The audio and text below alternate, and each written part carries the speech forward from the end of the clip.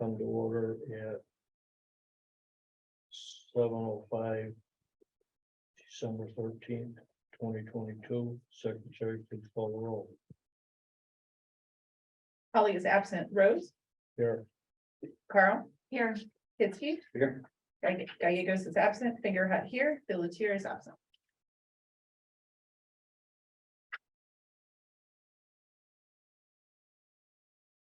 So, We need to open the hearing. Open. You just a roll call. so That's a board meeting. Are we good with that? So the next part is we read the script, Highlighted script, the highlighted script. okay, So Secretary Fingerhut has the district Other received. side. I think you start with the other side. Yeah. Yeah. Other side, that's where we start. There you go. got two. You got it. They're identical. Oh, yeah. So just sort of happen. Right. So at this time, we will open the bond issuance notification act hearing to receive any comments relative to the district's proposal to sell not to exceed $4,500,000 in working cash bonds. All persons desiring to be heard on this matter will now have an opportunity to present written or oral testimony to the Board of Education. These proposed bonds are to be issued for the purpose of increasing the working cash fund of the district with the intent of using such funds to construct a new auditorium. Before we take any testimony from the public, would any Board of Education member like to make comment regarding the proposal to issue not to exceed $4,500,000 of working cash bonds?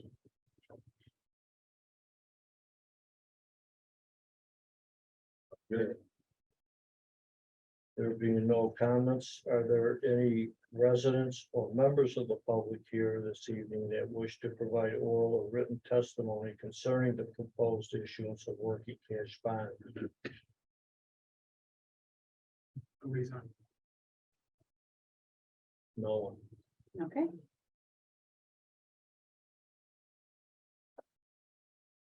So Secretary Fingerhut, has the district received any written or other type of correspondence regarding the proposed issuance of working cash bonds? No.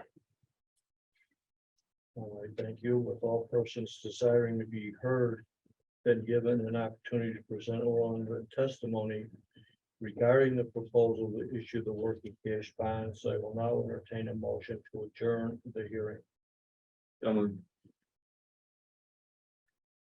A second. Al, motion, second, Christie. All those in favor? Oh, wait, I mean. This. The motion that the hearing be adjourned, sorry.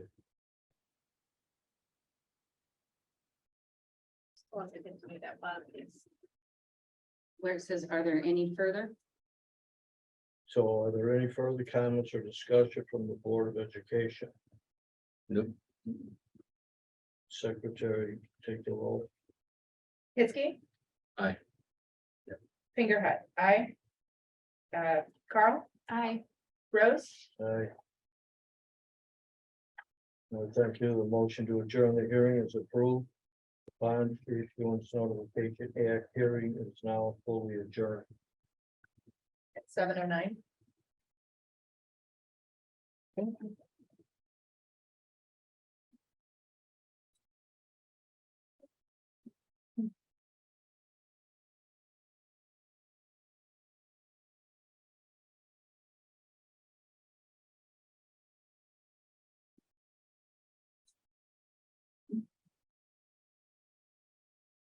I think these are yours. Thank you. Good evening, everyone.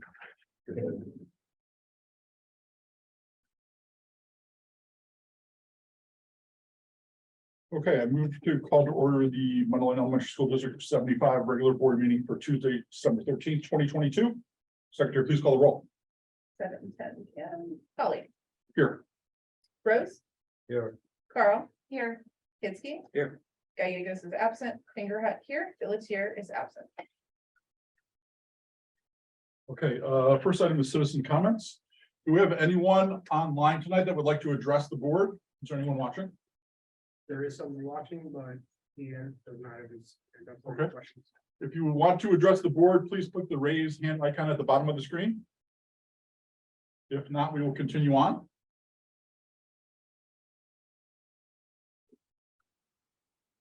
Okay, great. All right, next item is the Board of Education comments. Anyone have anything for the good of the group?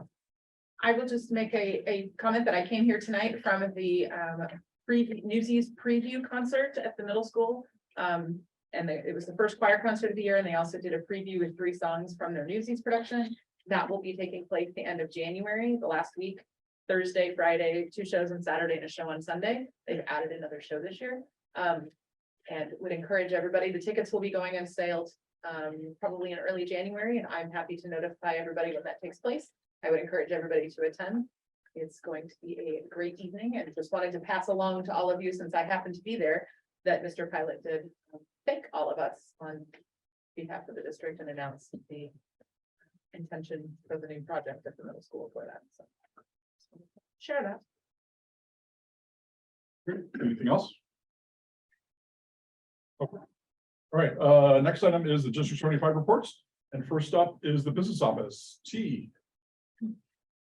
Good evening. The first item on our agenda is actually follow-up from the hearing that we just closed. We're asking to have 2 documents certified by the board that will bring us through this next process of the bond process in general. From here, we're going to look at whether this will be a private placement, whether it will be a bond sale that's on the open market, or whether it's a self-funded bond sale.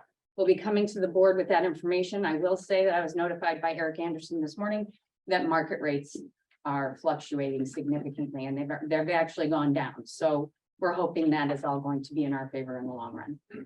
And with that, any questions? We're good. Okay, great. Thank you.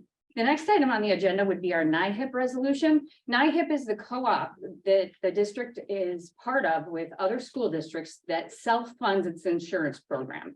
As part of that, NIHIP is requesting 2 official people be named as representatives. We're naming myself and Tina Rutledge, and that's what we're asking for tonight is adoption of that resolution. Okay. All right. The next item on the agenda is our FY24 registration fee recommendation.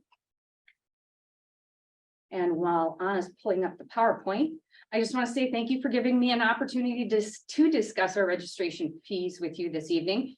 Each year, District 75 takes a look at its registration fees and makes a determination on whether or not we will increase them that year. The exciting news is that this district has not increased its fees since 2020. So at that time, when we changed the fees was also the time when we instituted the 1 free tier 1 activity and 1 free club activity. This was done to get more participation in the clubs and the sports. But again, that was that first part of the process that started to offer more things to our students through our registration fees, other than using something more a la carte. So if we would go to the next slide, I want to take a few moments. It should be Washington. Yes. So I want to take a few moments just to explain this slide. So over here, we have our socioeconomic and our demographic data. So this is just giving you information. How many students are enrolled? How many of those students are free and reduced? Over here, we are discussing the lows, the highs, and the average, and how our district compares to the average between the 4 districts we looked for.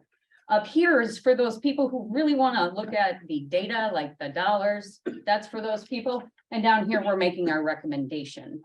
I will be focusing on the center part since that is really what is driving a lot of our recommendations. So if we take a look at Washington Elementary,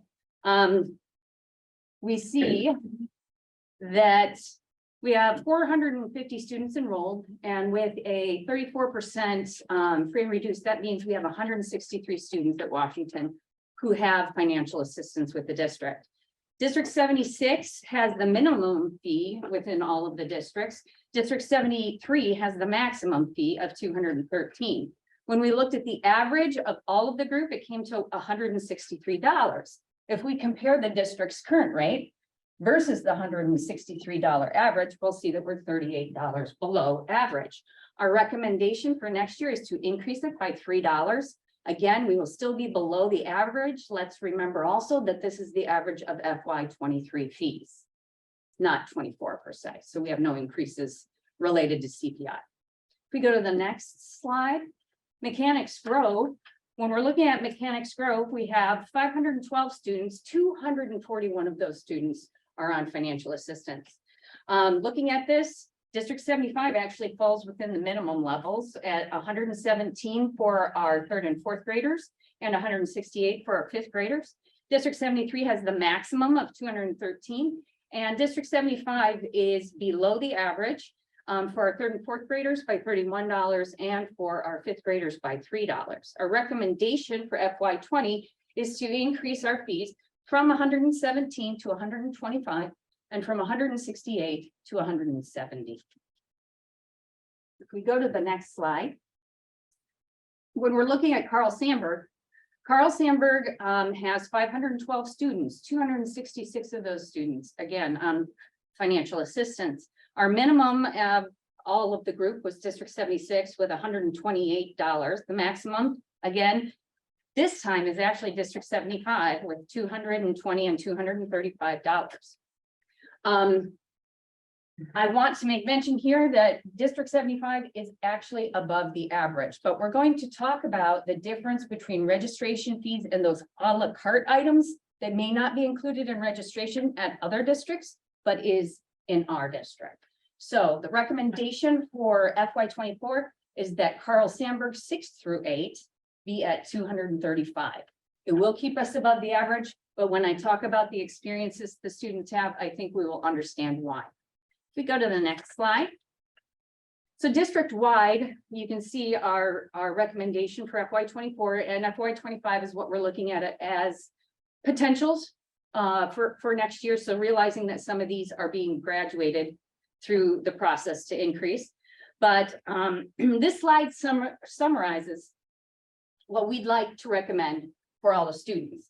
So not only are we increasing these, but as part of our recommendation, we're asking for a structural change, much like we gave that one tier 1 activity. What we're asking for is that in order for all of those students that I talked about that are on our financial assistance, in order that they can have equitable access to experiences that the other students have. So I'll give you an example, end of year celebration. Some students are too embarrassed to go up and tell their teacher they need help, so they just don't go. Some people do ask for help and have to go through a whole nother process. And yet there are people who just don't go because they don't want to as well. And then there's the people that pay. So what we're trying to do with this is include all registration fees, technology fees, educational field trips, with the exception of Camp Duncan and Springfield. Where are we here?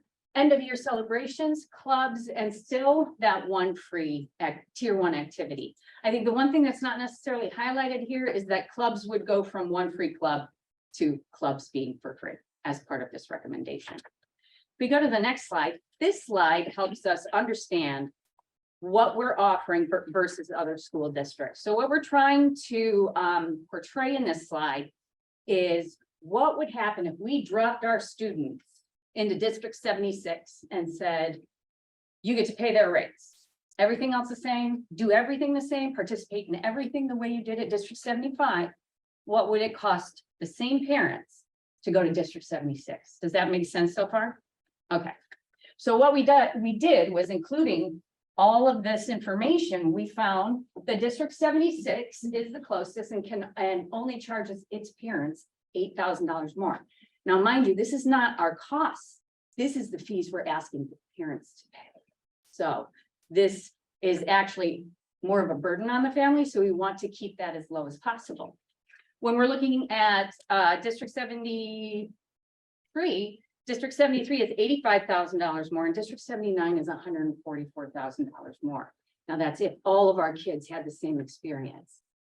This recommendation gives us the opportunity then to lump it all in one piece and have one fee waiver process. So again, that child doesn't have to be identified in front of the teacher that they need help. It would automatically be done as part of the registration fees, and we would know we would not have to collect any more money from that family.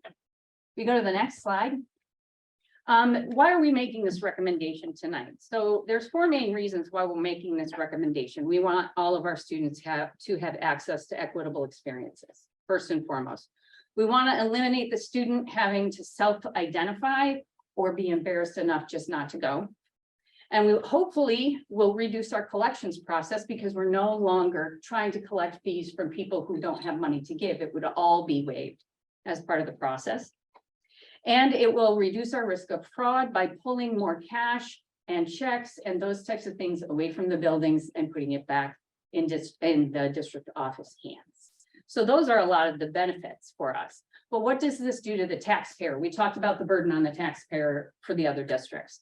What we focus on right here is the burden on the taxpayer from District 75's perspective. We've already talked about what it will cost roughly the homeowner of $100,000 house, right? We have chosen here a homeowner with a $200,000 house. We're going to look at their increase in their levy, what that family with 3 students, 1 student being a 3rd grader, 1 student being a 5th grader, and 1 student being an 8th grader, having each of those students, 1 in each building at the district, how will that impact our family?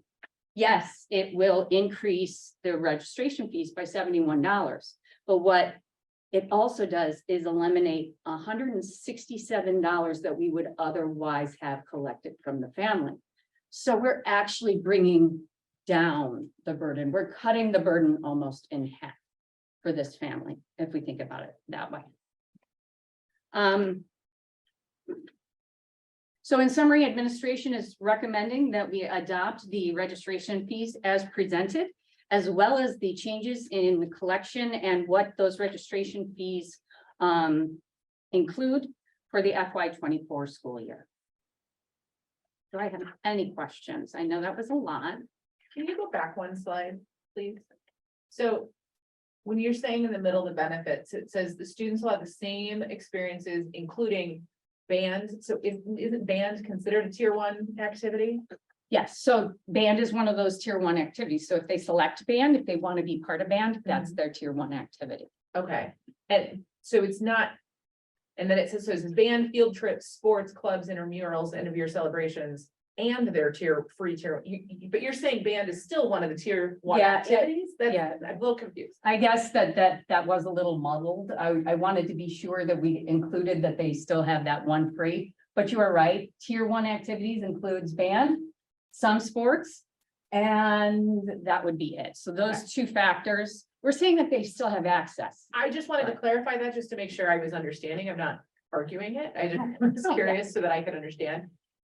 And the end of year celebrations, can you explain what those are? Is that like the 8th grade thing, end of the year stuff? So 8th grade has a specific thing they do at the end of the year. I believe 6th and 7th also have some things that they do at the end of the year that are specific trips. Like a trip, yeah, a local trip. Okay. Yeah, local trips. I think it's like the Now- zoo and Six Flags or something.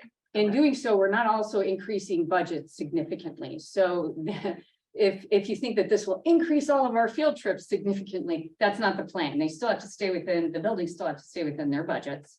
But this then is our opportunity to help those kids and those families that couldn't. I neglected to even address this part of the slide, and I apologize for that. With a loss of revenue of $10,000 and $25,000 of added expense, our recommendation will cost the district roughly $20,000 based on estimations. So that is the recommendation for me. But then we also won't be spending money or staff time on trying to do the collections Yep. on all the people that, like you're saying, may not be able to pay anyway. So it's sort of wasted effort, which we're already paying their salaries, whether they're working on other things or this. So that's a cost that isn't necessarily factored into that number, but is still a benefit to the district. Correct. Not do that. All those times we have teachers who keep those checks for like 6 months and then I go to deposit that. I'm not saying there's another teacher in the room at all, but Well, and as an example for everyone else's here's benefit, I know that the third grade just did a shed aquarium field trip. And as part of that, they did a movie that was part of it. So they asked everybody to pay $4. So they had to pay $4. Now they won't have to be collecting $4. Not only will they be having to count money and deal with that and keep track of who paid and who didn't, and the chaperones had to pay and all that. And that's fine. I don't object to it. It's just, this is just one less thing for the teachers and the staff and everybody to have to deal with for $4 a person. While still giving everybody the benefit.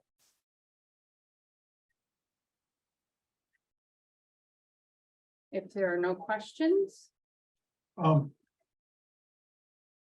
think, I wonder, let me ask you this, I wonder if it'd be beneficial to talk a little bit about what we did before 2020 with fees for the school district. Sort of the change we made okay, years before, just for historical, if I can because it sort remember. of fits in line with what we're doing now. So in 2020, we took our registration fees and we revamped them. And we said we wanted to do exactly kind of what we're doing here. The difference is the time of year, right?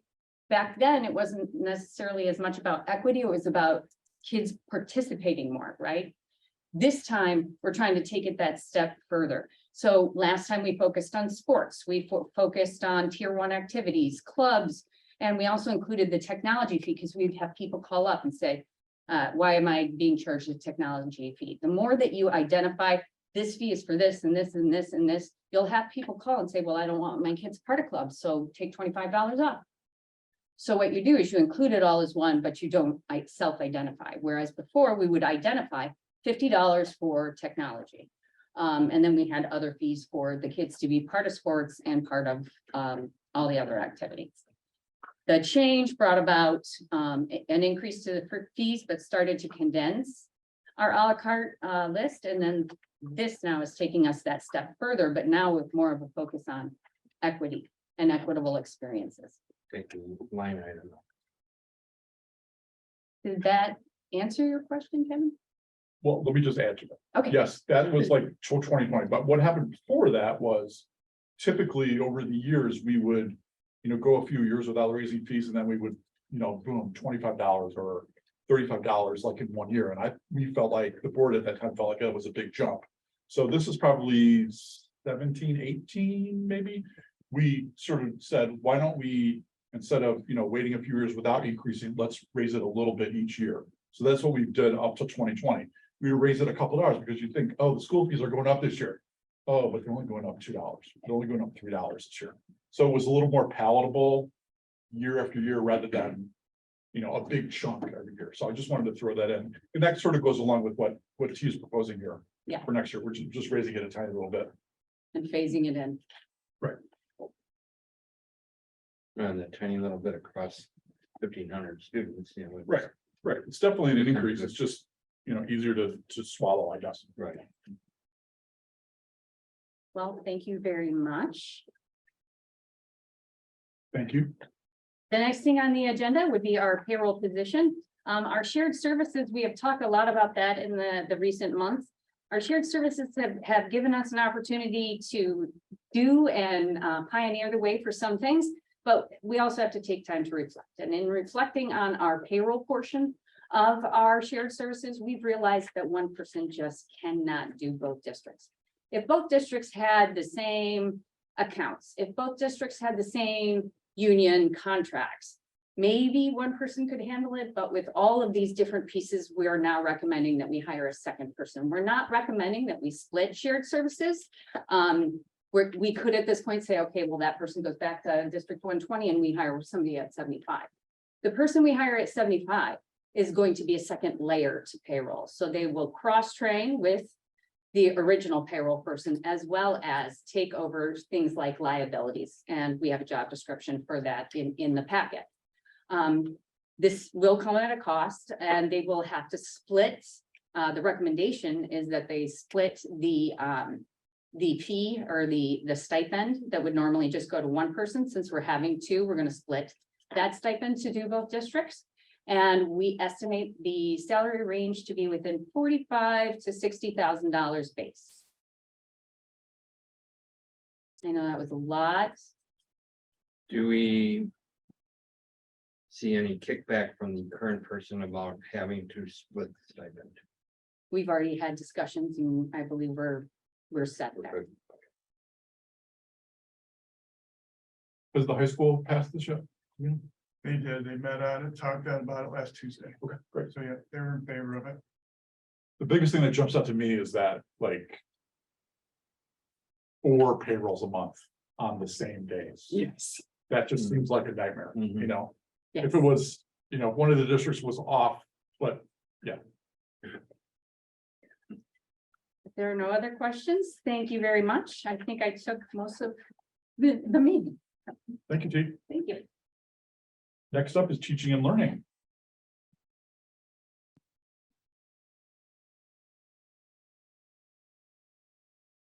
Good evening. I don't have pretty slides like T does. She always has a lot of numbers going on.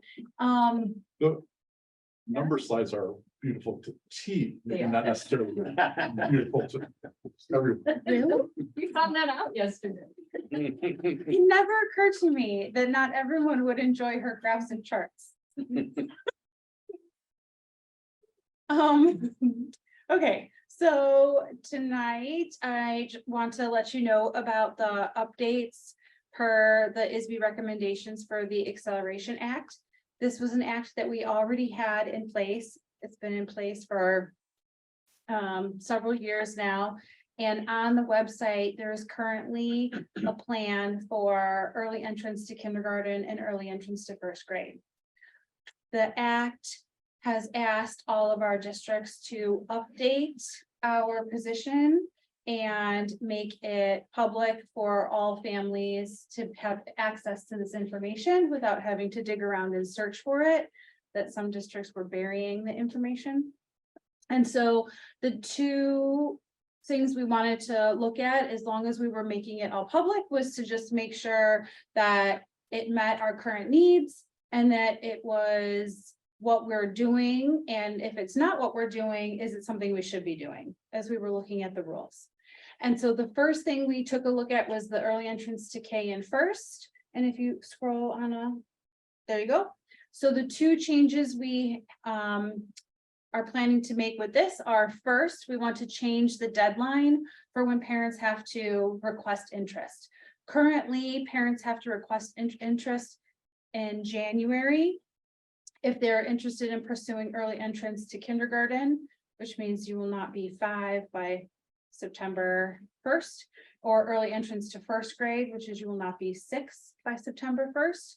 And given that deadline of January, it seemed really unrealistic for families who, if they don't have students who are already in the school system, entrance to kindergarten typically isn't even opened at that point in the year. And so it stands to reason that they wouldn't even know that they were eligible for this until after that deadline had passed. And then regular registration to kindergarten was open to the age bracket of students.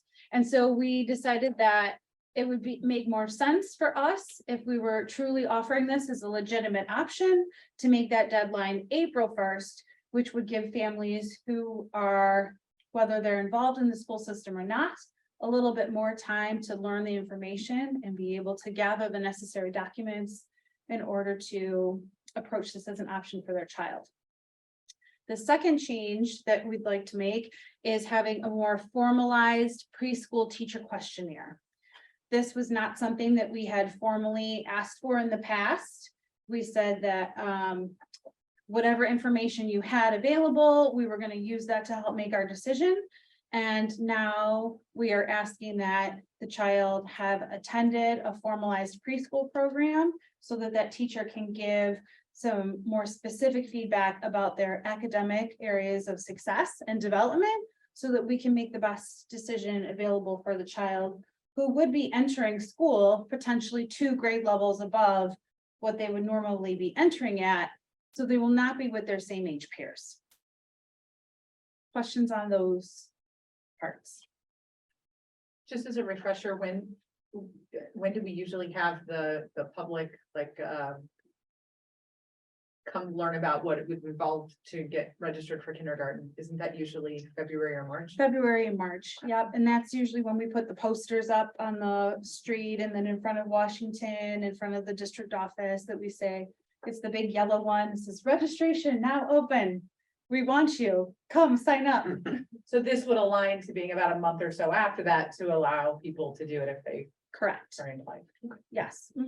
So we're just trying to make it more accessible to someone who may not know the intricacies of the school system.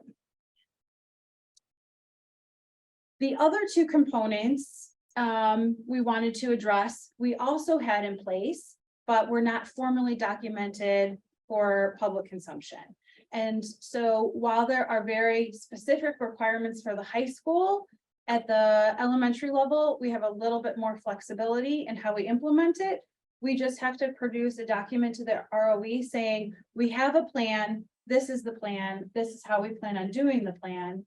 And as long as it meets the state guidelines, the plan is approved.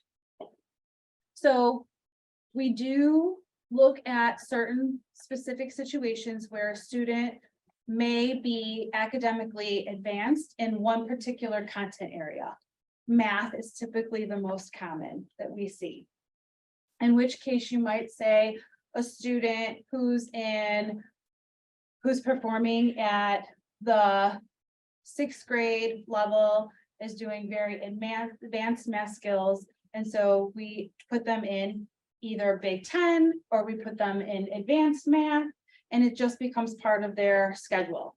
And so we just wanted to document that and say we have a plan already in place to support students who are more academically advanced than their same age peers. We could also look at doing this for a 3rd grader potentially, who maybe a 4th grade or a 5th grade math placement would be best suited for them. We have had situations where we have an 8th grader who goes to the high school for math. So these are not, I would say, common, but they do happen. And so we just wanted to document that we acknowledge that these situations exist and that we have a plan in place to support them should that need to be the situation. The last part is the whole grade level acceleration. Thank you so much. This would happen if you have a student who is demonstrating advanced level of skill, again, potentially 2 grade levels above their same age peers in more than one content area. And so in that case, we would go through a process to determine if a whole grade level acceleration is appropriate. And so we're just really writing down, this is what the plan would be. These are the things that we would need to consider in order to determine if that would be the most appropriate placement.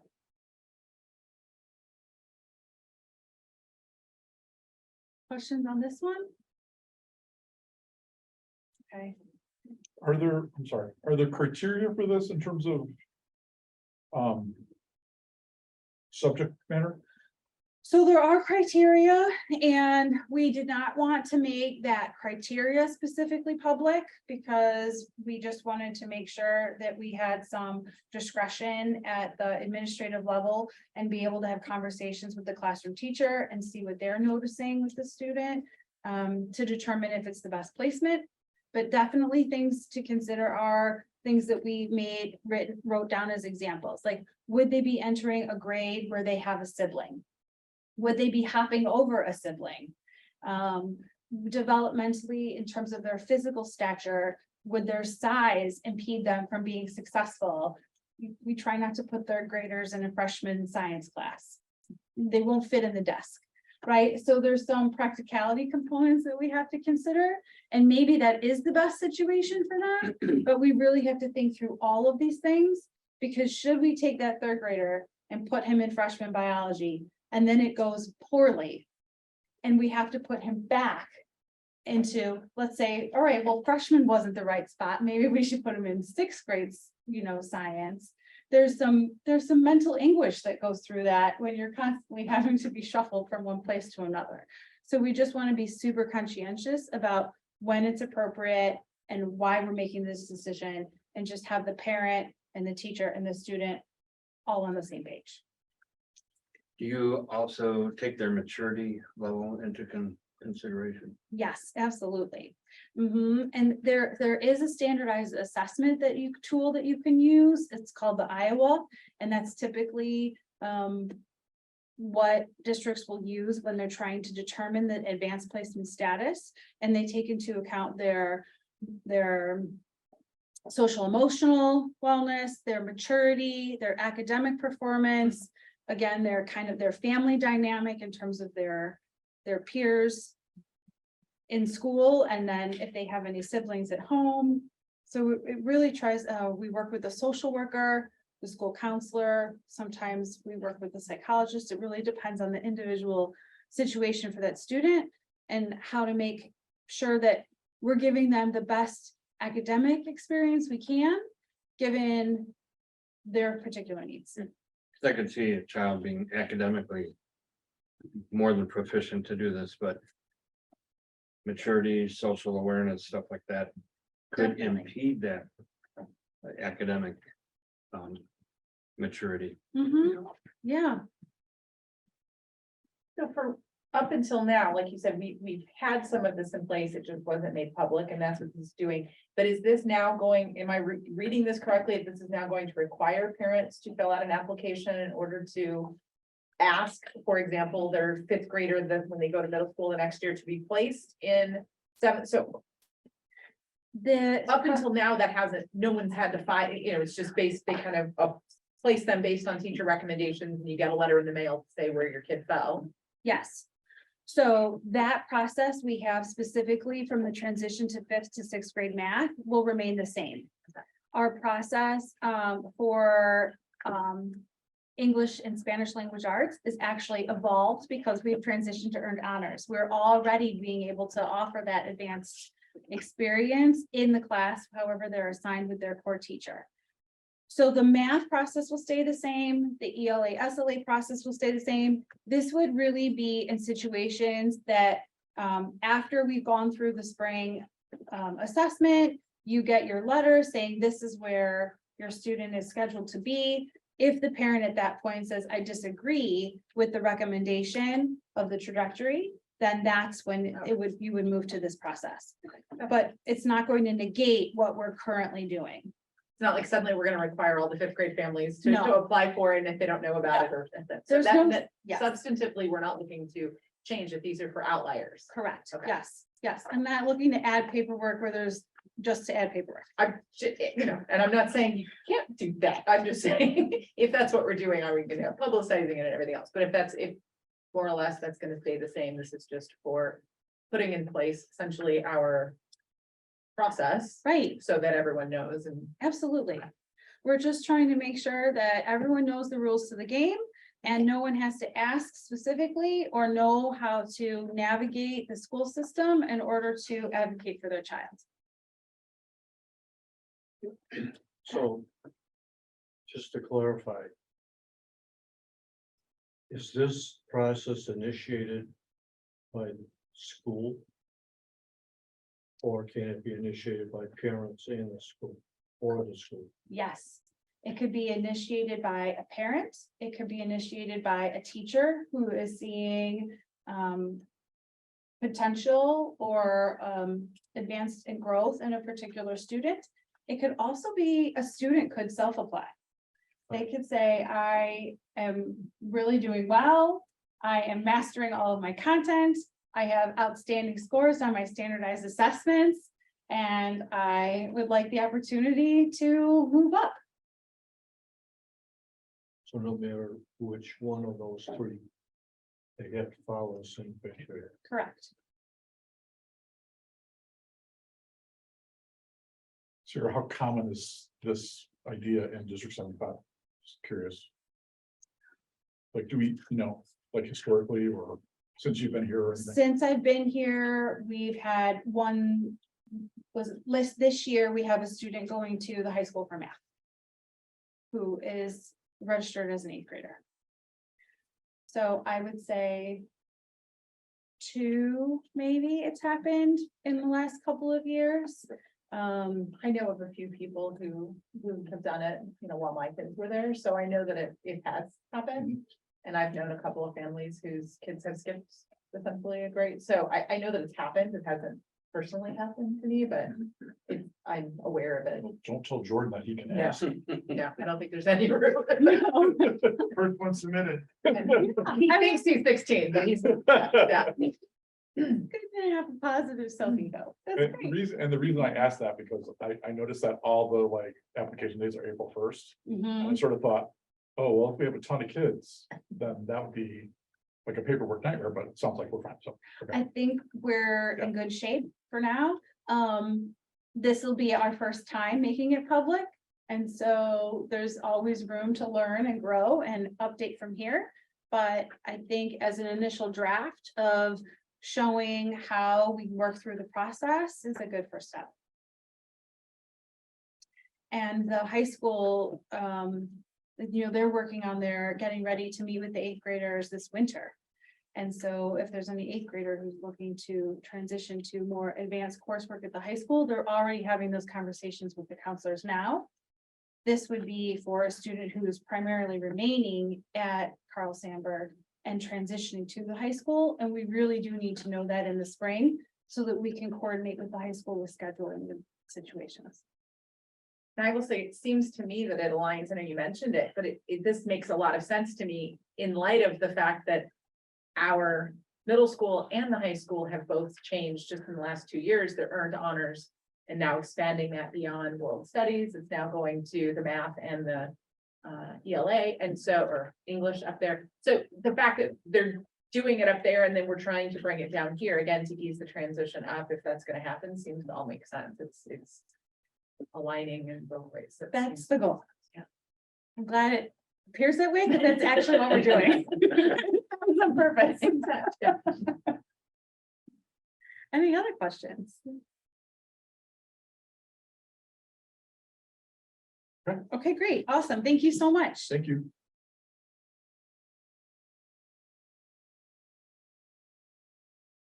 Next up is Human Resources. James on his way. Yeah. Welcome, Eric. Was your team successful? No, we lost by 2. Oh. That's okay. It was a good game. Okay. Good game. Well, I didn't want to ask win or loss. I want to ask if it was successful. They It were- sounds like yeah. it was successful. They were very good, successful. Good. Well, I don't have slides, PowerPoint or charts. It's just me. With 4 job descriptions for review and hopeful approval. The first is the Chief Information Officer job description. This is a title change. The previous title is Director of Technology. That title doesn't accurately encompass everything that Dan Crow is responsible for. While he is responsible for network management, he also is the individual who oversees the units that manage all student and staff information. So when I have to submit reports to the federal and state government, I rely on Dan to come and his team to compile those and share those FOIAs. Also, a lot of that goes through Dan. And so we thought the Chief Information job title was more representative of those duties and responsibilities. It also includes an update on what roles this position would supervise. The next 2 are Payroll Clerk 1 and Payroll Clerk 2. Payroll Clerk 1 is the revised job description of the previous shared service payroll coordinator role. This would be what I would describe as the primary payroll position, putting the payroll together, communicating with me and department heads and building administration about any types of changes and reports then to TRS, IMRF, and the IRS. Payroll Clerk 2 is going to be the secondary role, which would back up Payroll Clerk 1. This role's responsibility would be to gather the timesheets, gather the information, check the liabilities, make sure that the information that is communicated up to the payroll coordinator 1 is accurate and reflective, because as Kevin identified, there's a 2-week turnaround to get all that information correct and get it loaded and out the door before it resets and starts over again. And it can be challenging due to the complexities of verifying accounts, something may not have been signed, something may not have been put correctly, to have somebody to provide that assistance. And then the last position, this was in the terms of HGTV, rather than do a remodel, we did a tear down and rebuild. This is the library information specialist. Sarah worked closely to provide the language updating this. This is both a new supervisor, but this language is representative of the kind of the modern librarian in terms of electronic and online media needs and providing that to students.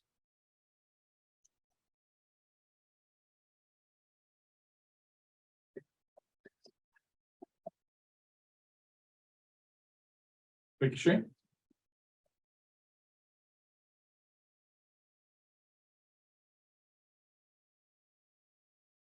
Shane, maybe you just need to make a chart one of these. Yeah, I gotta do something. I'm Shane. You provided the information to us, so we had it, it just Mhm. wasn't up on our screen. So we have 3 different agenda items under my heading. The first one is for the board to go through and review a couple of the sessions that you attended and identify if there's anything that you would like to have the rest of the board and the administration further dig into a little bit deeper as potential ideas that we may explore as a school district. From my note, it seemed like it was quite a successful conference, meaning I got to see most of you when I was there.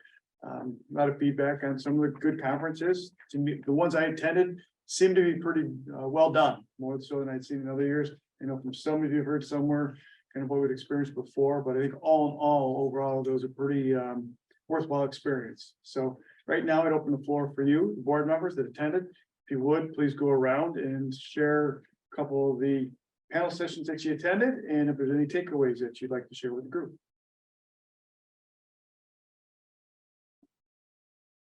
Want me to start? Sure. Sure. Thank you, Emily. So, let's see, I did the art of school boarding. I also did the conference 101, which I found helpful. The first and second general sessions. I popped into an onboarding board members, but it was very full, so. Was kind of in and out of that one, and then the MHS session, so. I mean, all in all, I thought they were all, I got a lot out of all of them. I especially liked the Mundelein High School. There were just some ideas that they brought up about engaging the community that I hadn't thought about. And talking, with the strategic plan and wanting to draw the community in more. I'll look at those notes again when we go through that. Excellent. Want to go, Rick? So So you attended all 3 of the general sessions. And the first one with the poetic voice. I mean, I just thought that was phenomenal. In the whole way of him presenting. And what was important, I thought about it, how he was presenting and talking about the topic, but went across and tied it in to what the schools should be doing and how they should be not necessarily doing poetry, but the whole concept of what he was talking about. The third one, I was impressed. At first, I wasn't really excited about the presenter. But I gotta tell you, as he started going through and started talking about what he experienced as a young person in a neighborhood that was crime and gang ridden. I mean, we don't necessarily sometimes look at what's happening in those kinds of environments. But he went through the whole thing about he ended up shooting and killing a guy and went to prison. And why he did it and what he thought this guy had done, and he retaliated against him. But later on in life, he ended up catching up to the guy again and they talked. He was completely wrong about what his thought process was. And that kind of tied into the second session where this lady was talking about being trapped in conflict, good versus evil. And I kind of thought he tied back into what she was talking about. So I thought they were all very good. And then I went to the art of school boarding too. It's like I said before, it's kind of like if you go to a movie and you want to see it again, but make sure there's not anything you missed.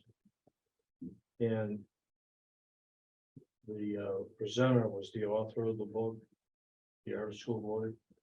You know, so he kind of went through some of the same stuff, but the thing that really jumped out at me again, and I saw some really good kind of reminder refreshers when he went through the top 10 rules of school boarding, and he lists out what we as school board members should be aware of and what we should be following and what we should be doing. And some of the things that he talked about are things that we've already started to implement. So I thought that's a good validation of where we're at and where we're going. And I like the first one that he prioritizes. It's number 1. Starts with number 10 and goes down to number 1. And it's love the kids, best education for kids, and it's a good reminder that we have to stay focused on why we're here and what we're doing is for the kids. And then the onboarding board members for success. And that's referring to onboarding, bringing on board new school members, school board members, and what we should be looking at, thinking about how to bring them on board. And I know we've had discussions about that and looked at that, and there was a lot of good ideas about things that we can look at. And some of them are pretty common, basic, but you just don't think about it at the time, and it kind of becomes a good reminder for us. And then it was another thing, the next one was purposeful outreach, actively engaging a diverse community. And that topic is just so pertinent to District 75 and what we're doing. And it follows with 2 different things. The diversity in the community and how we are aware of it and how we should be doing things to deal with it. But it also follows what we've been talking about with reconnecting with the community. And this emphasizes even more important for the diverse community, how and why we need to do that. And I'm actually going to hit on that a little bit more when I talk about the committee meeting thing, or a meeting that was today that will kind of fill in with that. And then we went to the high school centering equity as a catalyst for change. And there were a lot of good information, good points in there that we should be looking at and considering as well. I don't know if you can apply it to the exact same way that the high school's on it, but there's a lot of good points, a lot of good information. So I agree. I thought the conference was really good this time. I mean, more so than last year, you know. Just curious, that third chemo that you talked a lot about there. Do you feel like that was more beneficial to you as a school board person or as a former law enforcement official?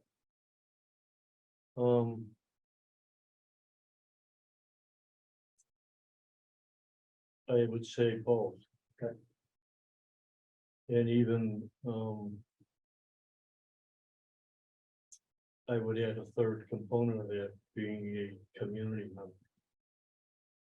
Because there's things that we don't think of, we're not aware of. And this kind of highlighted what, I mean, you know, even where he grew up in Los Angeles, you know, the neighborhoods he was in. We don't necessarily look at that because of where we're at and what the demographics are and what's happening here. And it was kind of a reminder that there's things we need to to rethink and be sensitive to when we're trying to deal with problems. That we get down into it and look at it from other different perspectives that can, be of a benefit not only to that individual or that group, but the community at large. And it was interesting too, because again, he tied in what was happening to him and was talking about when he was in school, if things had been different, if teachers had treated him different, if they had been more aware of what his circumstance was and what they could do to kind of elevate him, that it might have turned out different. And I think that's what was significant about all three of these people, where they tied back what they were talking about in the school environment. And not just with teachers, but school board members, superintendents, administration. I mean, they covered the whole thing. I mean, it was really good. It was an eye opener, I think. Good, thank you. I was curious when you were talking about. Mhm. I'm gonna echo a little something that Ray talked about. I remember being here a year ago and just like bashing the keynotes that I saw. And I feel like, I mean, maybe it just wasn't me. I feel like maybe IASB, like, or the people that organized it, like, went out and decided to get some amazing, I mean, the speakers that I saw were incredible. Like, I saw the first and second keynote and, Saiku Andrews, I mean, that's like a game changer, like, oh my gosh. Like the way he, I mean, obviously he does this for a living and he's really good at it. Mhm. But the way he was able to weave in like education stuff, Right. and it wasn't just like glossing over like the terminology, like he was there. Right. And then like, I felt like about a third of the way through the presentation, then he was like, oh, and I used to be a teacher like in East Central LA. It's sort of like, well, yeah, that's how he's, he's got some experience there. He's, working through it. And then I told my wife when I got home, I said, I've been in education for forever and I've gone to lots of theater conferences also. And so much professional development over the years. And I can definitely say that he was the best, most powerful speaker that I've ever seen in that situation. Like, just unbelievable. And then both him and Amanda Ripley was the New York Times reporter for the second keynote. And the way they, like their PowerPoints were just masterful, like she was talking about the basketball player in Chicago, Ben Wilson, that was murdered. Right. And she was talking about a guy who knew him and like wanted to revenge his death, and so she's talking about him and telling stories about him. And, a lot of the point in time, she had like this big picture of him on the screen. And it was sort of like that, a picture is worth 1,000 words. Like she could keep talking about it, but just to see him on the screen, and then there was a picture of them together, like walking, and the way Saiku Andrews used his PowerPoint as like, he used some of the slides as like an exclamation point to what he was talking about. And was just like, I was just like, man, this PowerPoint is like fantastic, and the pictures and the images that both of them showed, really backed up, what they were talking about. And it wasn't now I was teasing T about her beautiful number slides before, but that's the way, when you're talking about numbers, you have to get that information across. But when you're in a situation like this, and I felt, I don't know about you all, but I felt really like really motivated by Saiku Andrews, like energized and like excited, to get back to being in the school. So just so happy, especially after last year, I was just so happy to listen to like these powerful speakers and really felt like they understood what they were there for in their audience. That, I feel like I said about Saiku Andrews, I feel like he's a professional doing that. He really is good at it and obviously prepares. So then I also went to what your true superintendent wants to tell you but can't, which was really disappointing because it was sort of like that was like the hook to get people there, but you just didn't really sort of back it up with a lot of meat. I thought, I don't know. It was fine. It was okay. And then I went to I went to effective and user-friendly superintendent evaluations.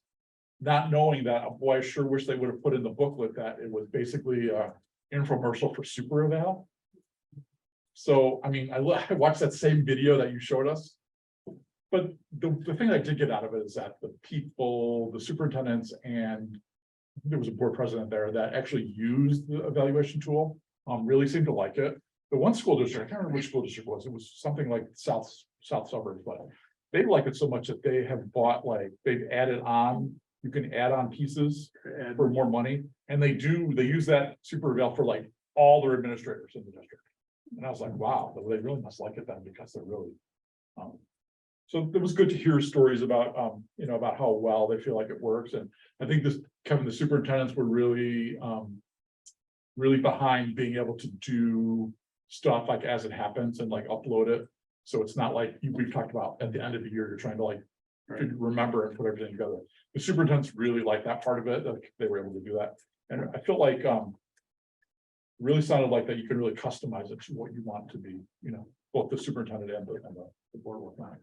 And then I went to board president's roundtable, which was just a fascinating look into, I don't know, a little disappointing because we sort of got focused on this one superintendent and her problem. Like, we had individual tables, and then they got like a bunch of topics together, and then people went to those tables to talk about those individual topics. But unfortunately, I got stuck at a table when I first sat down with a superintendent. And then I made the mistake, and I'm kicking myself. But I went to the topic that she went to was the same one that I went to. And you think you have it bad. I mean, not that you have it bad. But I mean, the stories, I never wanted to tell you. the stories that this board president was telling. It's like unbelievable, I believe. She works with the board, and I should say doesn't work with her board, and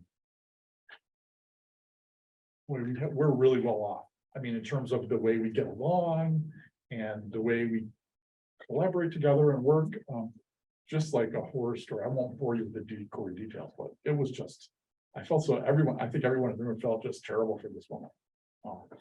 And it's hard to know, did she put herself in that situation, or is it board? But anyway, she had one thing I will tell you, she had a board meeting the week of the conference, and only one other board member showed up, because apparently all the other board members are mad at her and they want her to resign. So, like, so that pretty much dominated that session for the most part. We did go around and talk about different things, but it was kind of eye-opening. Like, I feel like I think we have it really good, and I'm not gonna ever complain about it. So, wow, the keynotes, man, I could go again next year, just to listen to some good keynotes. Anyway. Christie. Okay, so I spent the first day, I did one of the pre-sessions, that was talking about, it was a whole day session on, the role of the board president. Knowing that we are losing our board president, I wanted to know more about, the role and how it all related. So, I did enjoy it. I think that there were we did hear some, not quite as bad as what you were saying, because it's probably a lot of the same people. But we did hear some horror stories and things, but I felt like they did a pretty good job of going through and it was nice to sort of hear how other districts do things a little bit differently, but for the most part, a lot of the things that they were putting up as best practices, for the most part, we do, which is good. Always good to have that validated.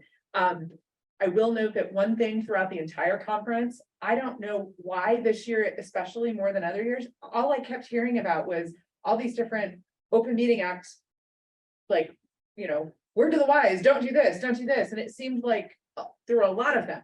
And a couple of things, I made notes that I need to go back and look at, because like, that doesn't quite sound like what we do. So maybe we need to look into that, just, so maybe I'll talk to both Kevins at some point, just to sort of, nothing that we were like blatantly violating or anything, but just stuff that go, that's not what I understood. So maybe we need to look into that. So I won't bore you with all those. I have a number of them written down, but I did really enjoy that session. I did, let's see. One of the things which I thought was interesting, which is applicable to everybody, especially when we're trying to do more of the community engagement like we've been talking about, was if you ever are approached by reporters, obviously usually the board president is the one who's supposed to speak on behalf of the district and not having individual, but they did make a point of, you can just not respond, but don't ever say no comment because that makes you look guilty and that makes you look like you're trying to hide something. So I thought that was an interesting, because most people would have thought, you just don't want to, you could just say, refer that to I'm going to refer that to our board president, refer that to our superintendent, but go ahead and give them that answer. Don't just say no comment because that makes it look. So I just thought that was an interesting one to share. One note also along the community engagement that one district did, which I thought was interesting to think about in the future, is they scheduled like coffee chats off-site, so not at school, it was off-site, and they would rotate through and never have more than 1 or 2 board members because you don't want to have a violation, and would rotate through and have coffee chats off-site and encourage community members, which I thought was an interesting way of doing it. And again, you're not speaking on behalf of the board, you're just listening, but that gave a way to, if people feel like they're not being heard at a meeting, because that's not the point of a meeting, other than the public comment section, but to have kind of a dialogue, at least you can have to listen to their problem. And you still have to follow, you have to be careful and you have to have specific guidelines. So you're following the chain of command and you aren't making promises on behalf of anything, of course. But I thought that was an interesting thing to explore, nothing that we need to implement right away. But I thought that was kind of an interesting dynamic. And I know our mayor does that sometimes. And I thought, well, that's an interesting point. I had never thought about it in terms of school board. So just wanted to share that.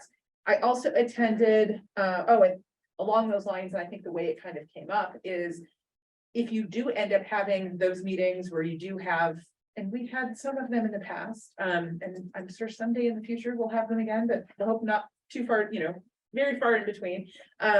If you do have particularly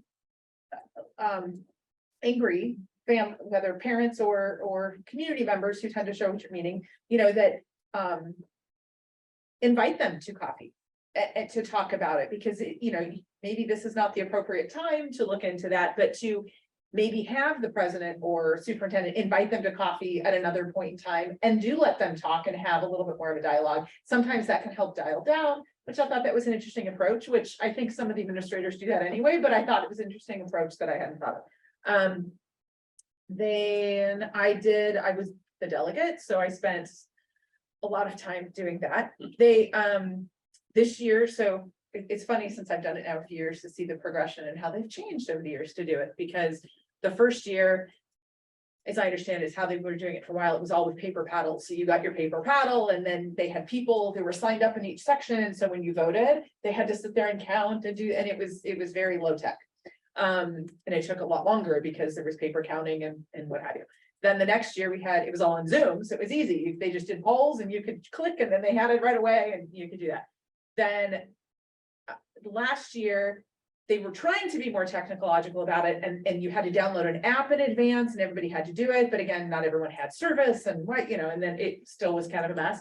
So this year they invested, I'm sure, considerable amounts of money into this thing where you had a clicker, and they had this thing where it was set up around the room so that the clickers only worked in the in the perimeter of the room and not out of it and whatever. And so they sure, please don't take it with you because it won't work anywhere else, and then we'll have to pay for them again. Put them in the bag on the way out. So, but it did definitely work better than the previous things. I'm not going to say it was 100% because they were doing like a test question, and some people thought that was the question, and then there was a contest because there were some things, but for the most part, it worked. And it was a little bit more efficient. Basically, you guys had given me the instruction to just follow the recommendations of the IASB, and we weren't going away from the IASB committee. We did that, and that's basically what passed. There was some commotion here and there, nothing too big, and mostly it was about the technology, but how many people are in the room? Well, some people came and some people left, and well, now we have to count again. And so there was a little bit more issues with that, but for the most part, it all worked out. I did, let's see. Oh, I will say, back to the president. One of the things about the Open Meeting Act and I'm not sure we technically do this, they were saying, made a big deal about it. With the consent agenda, when you call a consent agenda motion, you have to actually name all of the matters that are on the consent agenda when you call for it. Because otherwise you're violating the OMA. I mean, there were a lot of things like that where I don't know that it's really that big of a violation and really who's going to come after you. It's on the agenda, but whatever. I thought that was interesting. I went to the goal planning, the goal set, or I started out at the legal review. I took the handout and left because it just looked like they were reading the handout. So I didn't think I needed to stay and listen to that part. I did go to the goal setting one, which was, you know, since we did have that meeting, it was similar along the lines, but one of the, they did talk about inclusive goal setting versus exclusive, you know, inclusive being reaching out to the community with samples and, you know, trying to engage them in setting the goals, kind of like this is what all of us are going to do, as opposed to exclusive goal setting where it's just pretty much the board setting it. So I thought that was interesting.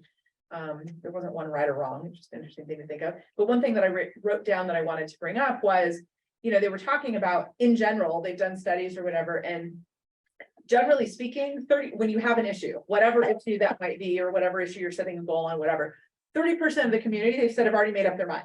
That you're gonna have about 15% that are gonna be unhappy no matter what you do. There's gonna be about 15% that are gonna be supportive and happy no matter what you do. But you really can't focus on those extremes when you're setting goals or doing work for the district. You really need to focus on those 70% in the middle that are able to be persuaded by your handouts and your meetings and your whatever, because those are the ones that are really gonna make a difference. And if you only are focusing on the yellers or the super happy people, you're missing out on the bulk of your district and do that. So I thought that was an interesting thing to note.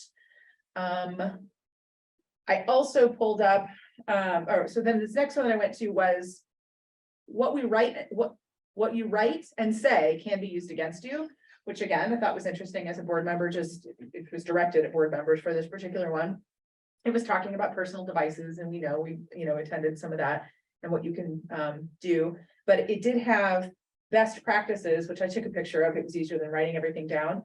So presume that what you put in writing could be a public record or an educational record or produced at some point in litigation. So that's something to keep in mind, because we all know that all of our emails, you know, for the board are subject to review on that. But it was a good reminder just to, you know, that's what they like say to it, you know, to attorney when you're going on social media, presume that anything is going to be read in a deposition someday, and, you know, and be careful with what you say.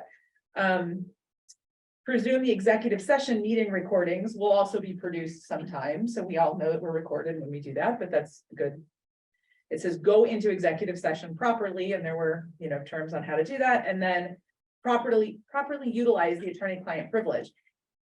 When we as a board consult with our attorney and talk about some of that in our executive session, that's obviously privileged, and when we're meeting with them doing that. But if we reference that or even reference something our attorney told us in a public session, you have waived that client that privilege, and then you may open those executive session meetings up to public, which I thought was an interesting point, which makes sense, because that's, if you waive attorney-client privilege, you waive that too.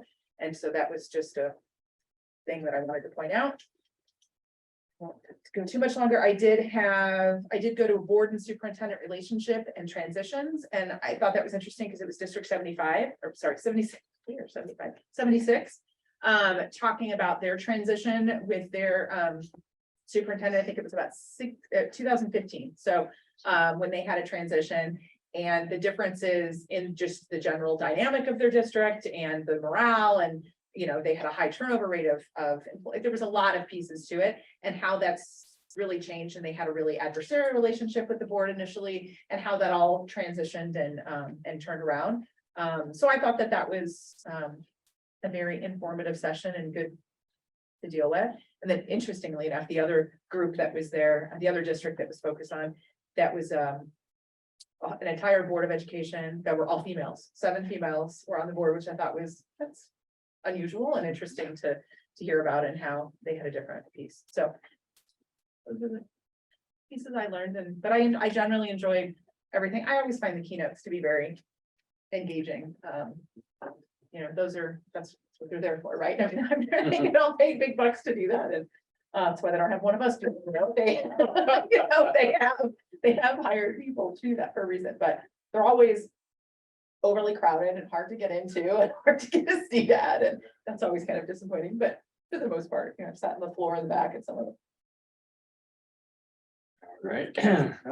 Well, first one I went to was the threat assessment to bridge the school safety gap, which was led by I think he's a member of the state police, and found it to be really interesting. The room was crowded. They were standing out in the hallway. I wasn't standing, I found a chair. But it seems to me that, in his opinion, schools should constantly be reviewing their safety habits with relation to not only students, but to staff and the community as well. He said it's dangerous not to permit a state of being more solely than an attribute of a person, but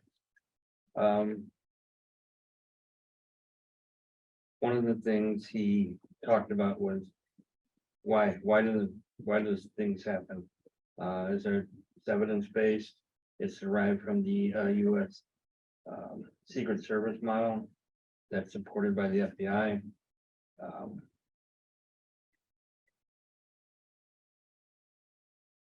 School districts should have a dedicated team, if possible, to look into problems and stuff like that.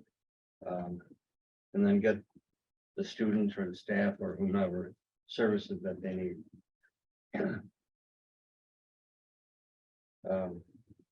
There's basically 4 steps that they try to identify with. It's ideation, which is the slow and fueling stage for the problem.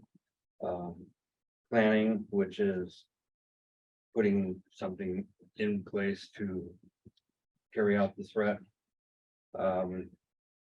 Acquisition, getting the materials, getting things rolling so that threat is really imminent. And then implementation, which obviously is carrying out your plan. A lot of questions from people, brought up a lot, like the school shootings in Uvalde and stuff like that, but it's not only just the threat of somebody out there. Thinks that school districts throughout the state should be part of this group. He's from the Illinois Terrorism Task Force School and Campus Safety Program. It's out of Western Illinois University. A lot of good information as to looking for signs, finding signs, which, we all say, yeah, we've seen the signs, but we don't do anything about it. And getting the whole community, the police department, the school,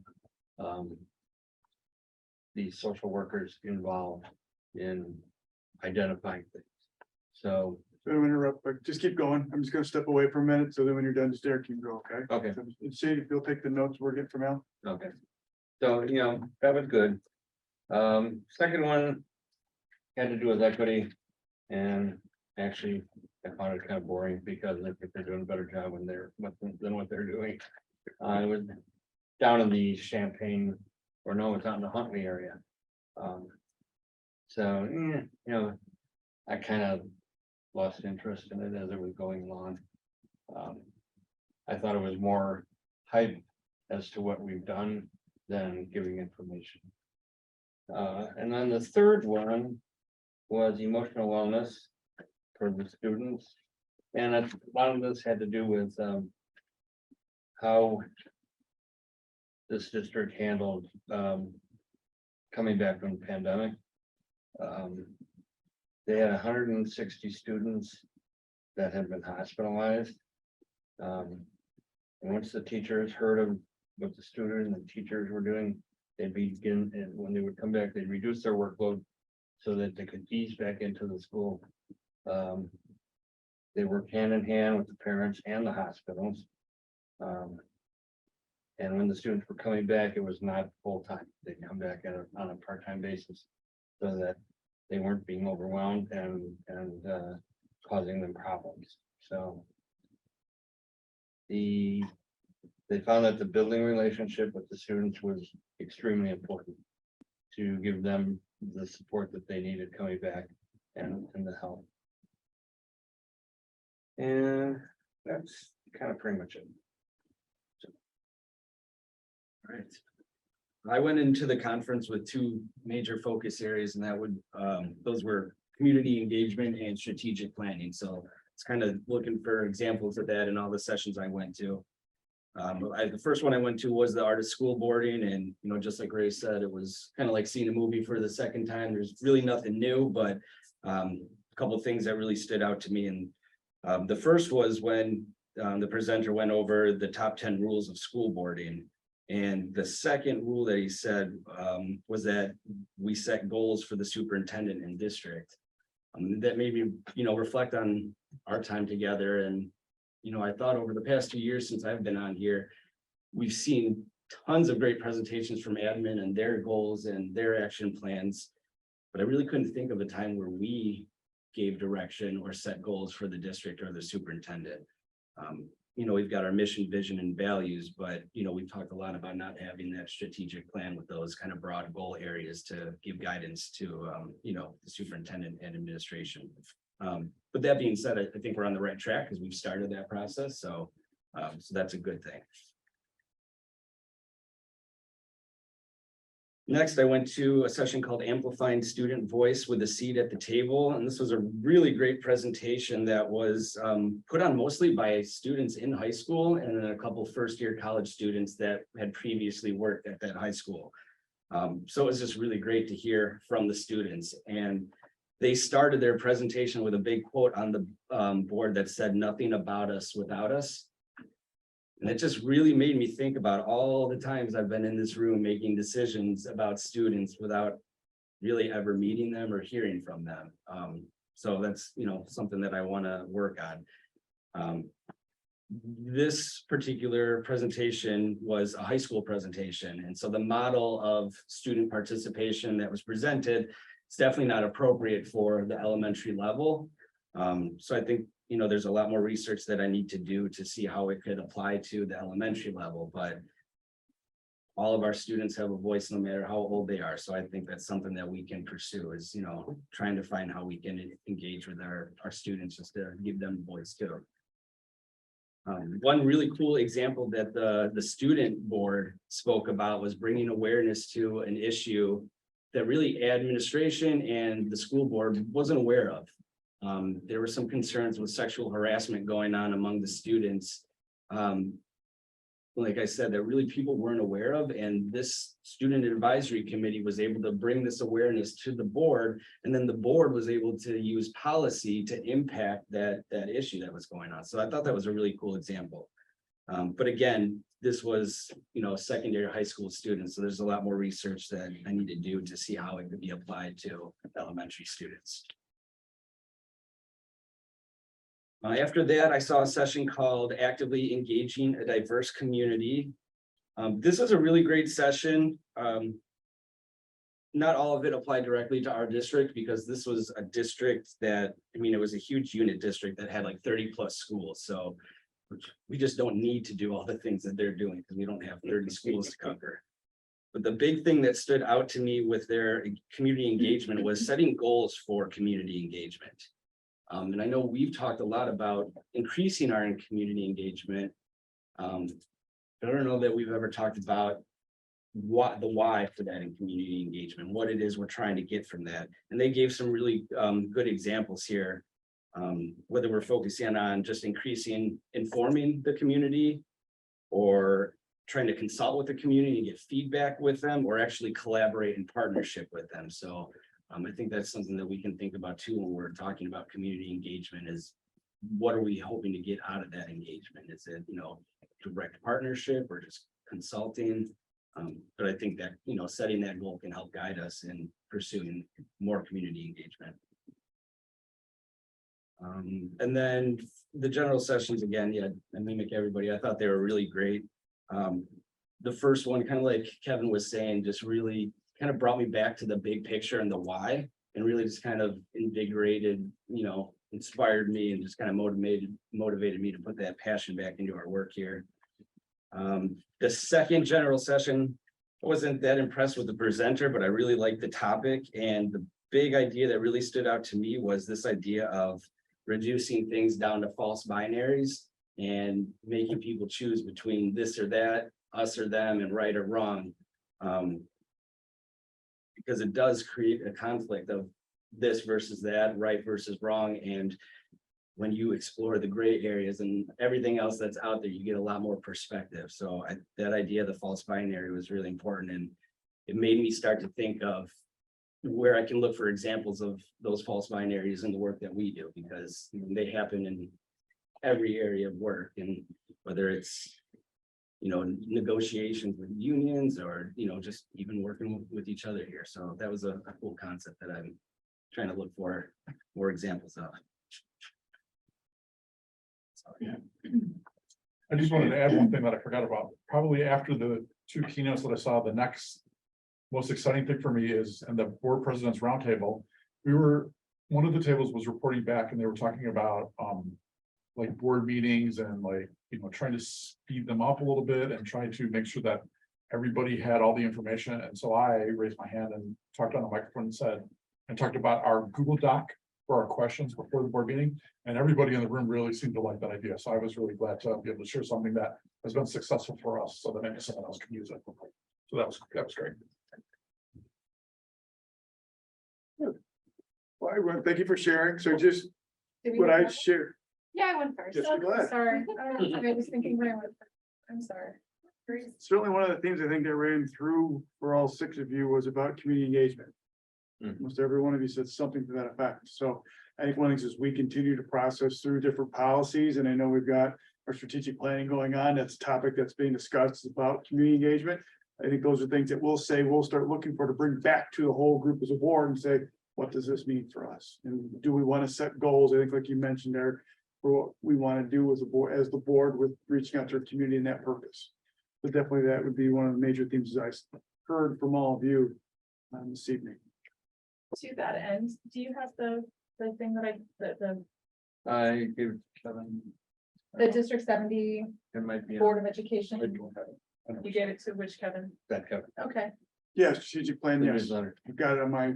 Should be You right mean there. the Libertyville? Yeah. Okay. It's in the blue folder if you open it up. I just wanted to agree with that. So that was, I had brought that to share with everybody and I passed it, you know, to you. I had sent an email to everybody just one way to everybody just to say that, you know, at my office, I happened to get this. So I thought it was interesting just to bring, since we have talked about community engagement and things to do. So I didn't know if you guys wanted, I know Eric wanted to see it and just pass it around just as an idea. It doesn't have to be something we do, but just to give an example of what a nearby district is doing. And thought that that was something I know everybody had expressed interest in looking at. So since you said community engagement, that reminded me. Okay. Thanks for bringing it. To Christie, did you have anything else you wanted to add in regards to the resolutions? I heard you mentioned in your summary that everything pretty much got passed the way they recommended, so. Yeah, I figured I would just. Okay. No, I think we're gonna. Sure. Last area then in my section is press 110. We haven't had a press release in a little while. The one item on there that does ask for a question is policy 5250, and it's the question we need to answer as a board is, do we require our staff to be vaccinated for COVID? And that response is no. The other items in there are legal updates that have come through from the past year. So apart from what I've at least been able to review, and Christine, please share your insights as well. Nothing that's that much different than what we've experienced to date. So we have another month to go through those. So I don't have any high flyers that I would suggest to you right now. Hey, you've got to look at this because this could potentially change what we're doing. Right. So I can say that I've looked through them and I know Kevin offered to help me. I didn't have even a chance to get back to you, but I've looked through it. Almost everything that is a change in there just has to do with the fact that either the Illinois legislature passed some law, the federal passed some, the government passed some law, Supreme Court had some changes. So it's everything just mostly changed footnotes, changed some language here and there. I don't know that there's anything huge. I do intend, because I will have a little bit of time between Christmas and New Year's when family law calms down just a little bit, to go through. I didn't have a chance to prepare something kind of like a written summary. I know that in the past, previous board members have kind of done that in order to help with that. But I also think that part of it is a little bit different because we have been doing the monthly policy updates where that really had only been looked at when we did the press reviews before, that I think it made it a bigger job than it had been, but since we're already breaking it down into chunks and trying to do a little bit each month, I think we're all a little bit more up to, I'm not gonna say we all have it memorized, but we're more up to date with our policies and what they say and some things we've already talked about with some tweaks and changes that we'd like to talk about. So I think that should simplify it. I do intend to update the Google Doc with suggested changes that we would like to do that we talked about in previous meetings that would do at the next press meet. So I will put that together and get out a thing that will definitely be included in the next board packet before the next meeting. And if I can get it done sooner, then I will certainly push it out one way so that everybody can take a look at it. And I would definitely invite everybody to look at the press stuff that had come to us before. You could see sort of the summary. I mean, I could go through, but everybody could read the same thing. I could go through and read the bundles of the different things, and the webinar that I attended was mostly about giving the highlights from each bundle as to why they changed it. You guys can all read that too.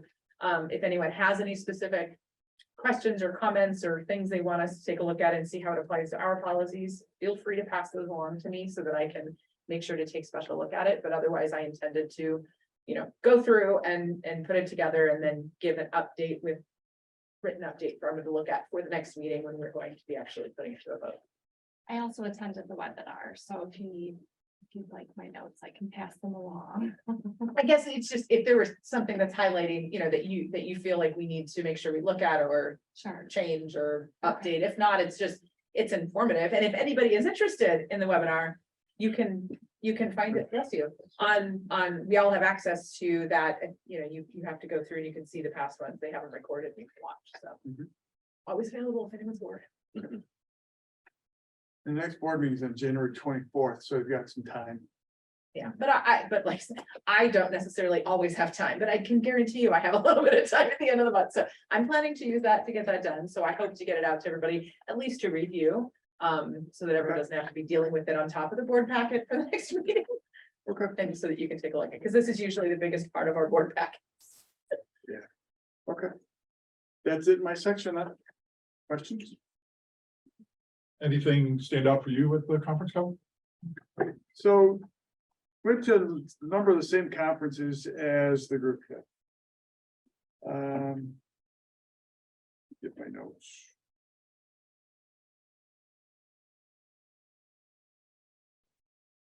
The one that I took away from anything was really the student voice one. And it included, talked about having students at various levels coming in and having a rotation for them. Again, it was focused on what you heard from Eric about being more in secondary level. The other part, and I may have missed this part when you shared it, Eric, was they also talked about what's the commitment to having your alumni or the students that have left your school district come back, which to me was something that I thought that was something maybe we would be able to look to replicate. Find our students that are up at the high school now or at some other school and come back, not just from high school, but maybe even college too, just because there could be some reflection there that they could share with us that we haven't thought of. But also in that sense, what they were trying to say and what I had heard was you're building up that perspective of now you've went from what was once a student to now hopefully they're young adults to now it's a community member. So it's that longer systemic understanding of what that individual's experienced and how it's paid off for them in the end. Because to me, when I was listening to that, it started to make me think about, well, this was our goal when the student first entered our district. By the time they got out, if we're talking to them about that now, did we meet that? And I thought that would be a pretty healthy conversation you could have with a small focus group if we chose to go that route. The one that I went to Friday was the pension problem one. Unfortunately, it became more of a advertisement to go with their firm to invest more of your money to prevent yourself from having an issue with the pension problem. So after they made that comment, I walked out. And then the last one, Kevin, I think we're in the same one with the superintendent Val one. After a while, I thought the person from the school board association was just kind of yelling at us.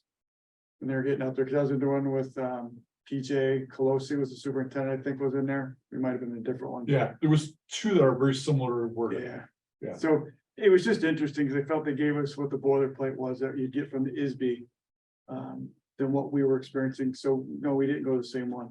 So I went to the different one that ISB went through and what they're advertising for. And talked to some of those soups and kind of told them what we were doing. And what I ended up finding out is more people are wanting to go on electronic format. So they're looking for options.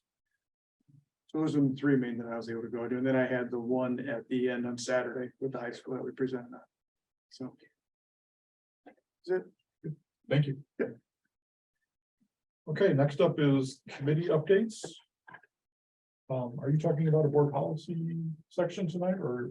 We hadn't Talk- planned to because, Okay. like I said, we're gonna We put have that press, together with the press and I've kind of already covered that. I will put together a written one for the next one when we're passing it, and then we'll get back to our regularly scheduled updates in between, thereafter.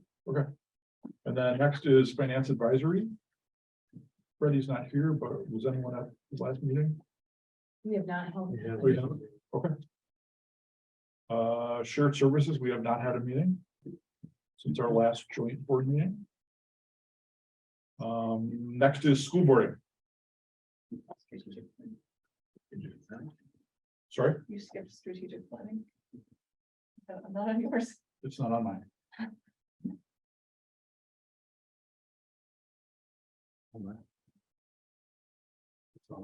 Okay, well. You got the full color one. We got the Strategic black. planning. Strategic planning, Broke my heart. it's not on here, I swear, Ray. I can vouch for it. It's not on his. Okay. There's a lot to say, so I'm gonna try and condense it and get to the main points here. Ending up with seeing if we can't get a mission, vision, value statement approved by the board tonight. So I'm gonna start off with saying the strategic plan is it's probably one of the most important things that the board is gonna be doing. Because it's what it establishes is the direction that we're moving in. Which requires that all the board members have to participate, and they have to contribute for this to be successful. So the strategic plan involves establishing goals and what the strategic plan looks like. Starts off with what our mission is. And what our vision is and what our values are. Because everything starts to build off of that. And the reason that I'm emphasizing that is for 2 months. I've asked the board members to give input on the mission, vision, and values. And I haven't got a single response from anybody. And it can't be like that. We're gonna have to all contribute and work on this because it has to be a product that is developed and implemented with the consensus of the board and input for the board. So the committee has gone ahead and created the mission, vision, value statement with what we have here, looking at the next step of what we're gonna do. I'm gonna give you kind of a roadmap of where we're headed. Is looking next at the vision / values. And then the next piece of that is off of that, the development of goals. And then come back to the board.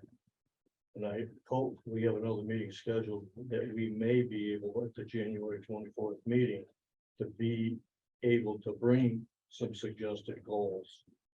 And once we agree on those goals, then we meet with the administration. They come and meet with us and we discuss the goals and how we got those goals. And then create an action plan for the administration based on what our goals are, and what we're saying we see is our direction and where we're going, how we're gonna get there. But the foundation that all that builds off of, it's like in pieces. The first piece of it that has to be in place. And I made a copy of this. Because this is kind of what we use, as our definition of what we're looking at, as it describes what the mission is. And real quick, it's what you do, for whom, how you do it, the vision, where we're going. And what you want your mission to achieve. Values, what you stand for, beliefs through which you create and carry out your goals. That's what we utilized as we created our mission, vision, and values. So the starting point of what we're doing is this mission, vision, values statement. Because everything starts to build off of that. So. I'm gonna, so after we have the action plan, and the other thing that we talked a lot about, and we also mentioned it tonight, was community re-engagement. I went back and was looking. You know, the board used to have a committee that was called a community committee. And I forgot to bring it, but we could talk more about it, about what we're gonna do, and we talked, Chrissy, about inclusion and exclusion. And basically trying to sit down and include by inviting all the public in. I mean, where we're at right now, that we see is a detriment for us being able to move ahead, because we're gonna have the public in here telling us where they think we should be without understanding everything that we've done. And the other thing that bugs me about that term exclusive is it's a negative term. You're excluding people, and that's not what we're doing. That's what we're doing is putting a foundation in place that we're gonna start to build off of in the future. So with that being said, we're looking to create outside of this as a separate issue, the community committee and a student committee, and what that looks like and how we're gonna move forward with that. Not that we're gonna be asking them to come in and tell us, you know, what we should be doing and how we should be doing it, but the opposite. For us to say to them, we've created a strategic plan, and here's what it looks like, and here's where we're trying to go, and here's what we're trying to do. And, you know, here's what we accomplished. I know Peter has been sending out this newsletter. You know, I don't know if you have, but I've been getting a lot of very positive comments about that, because it's information. And that is part of a community re-engagement. I mean, we are doing things. We don't, that's what some of this is. We don't realize what we're doing. We are doing some of this stuff. And that's, we just need to highlight for ourselves, so we realize that we're not just sitting there like bumps. There are things that are happening, and we're enjoying a lot of success as a result of that, I think. So I was gonna hand out this, the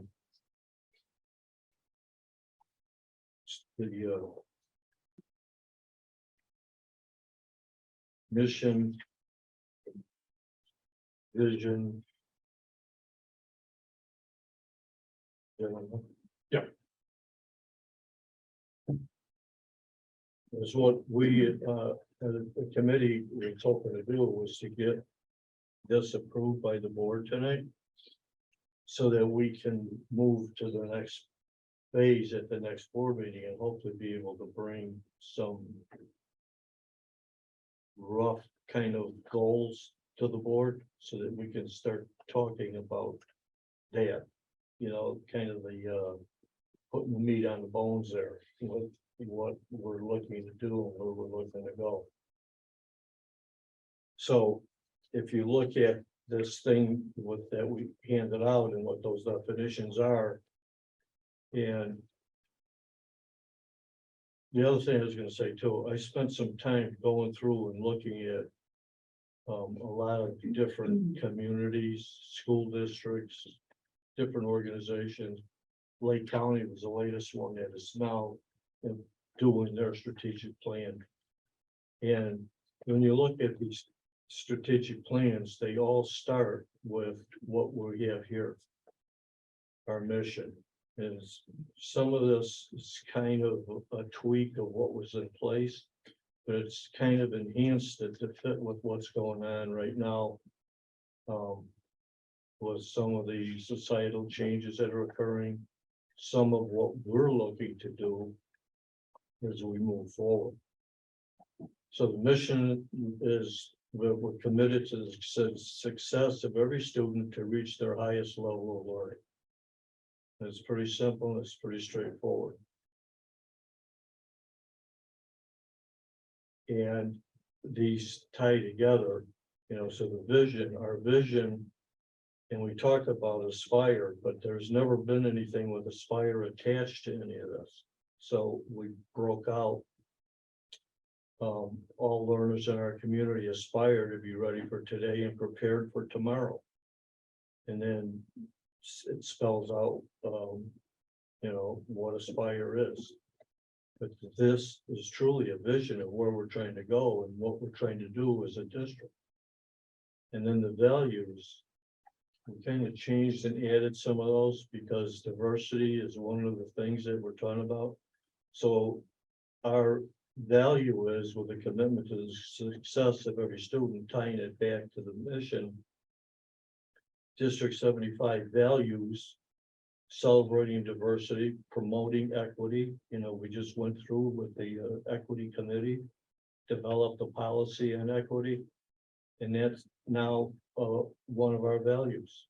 And then placing student needs first, sustaining high expectations, maintaining a collaborative culture, focusing on the future, and ensuring fiscal responsibility. Because as we've said before, the community gives us two things, their money and their kids. So financially responsible is a value that we adhere to. And then we added in here too, with cross references on the policies, added the racial and ethnic equity policy and support to what our values are. So I don't know, Eric and Emily, if you have anything you want to add?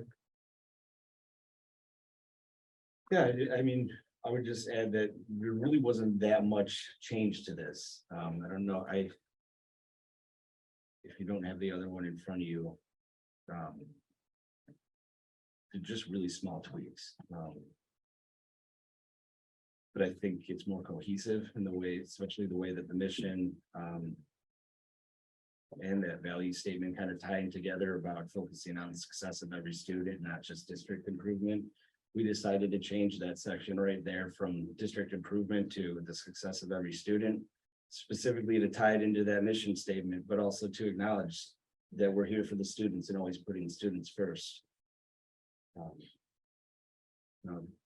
With all those values there, a district could continue to improve without necessarily benefiting the students. So I thought it was important that we put students at the forefront there. But yeah, really, there's not many changes to this. No, and we'd also said that so much time and effort went into developing that Aspire that we really wanted Aspire to be one of our main focuses. So we tried to, again, make the tweaks so that it would kind of all lead to Aspire. I think this is great. I have just two things I think in the vision statement, I think that should be adapt, not adopt. I think that's just a typo, but if we're putting it out there, we should probably. What was it? I think under agile, it says we adopt to any situation. I think that's adapt. Right. And I'm not being critical, I'm just pointing it Oh, out thank so you. that when we're circulating it to approve it, that we're So And see, then- I just wanted to make sure that you were. paying attention. Yeah. Thanks. And then one other thing, when I see in the values statement, I like all of them. I'm not objecting to any of them. I'm just wondering if, from an organizational standpoint, if we're saying place student needs first, maybe we have that first. Yeah. Otherwise, it absolutely. seems strange to have, I think they're all very important, I but agree. especially since we're starting with success of every student is the mission, it might make sense to have that first.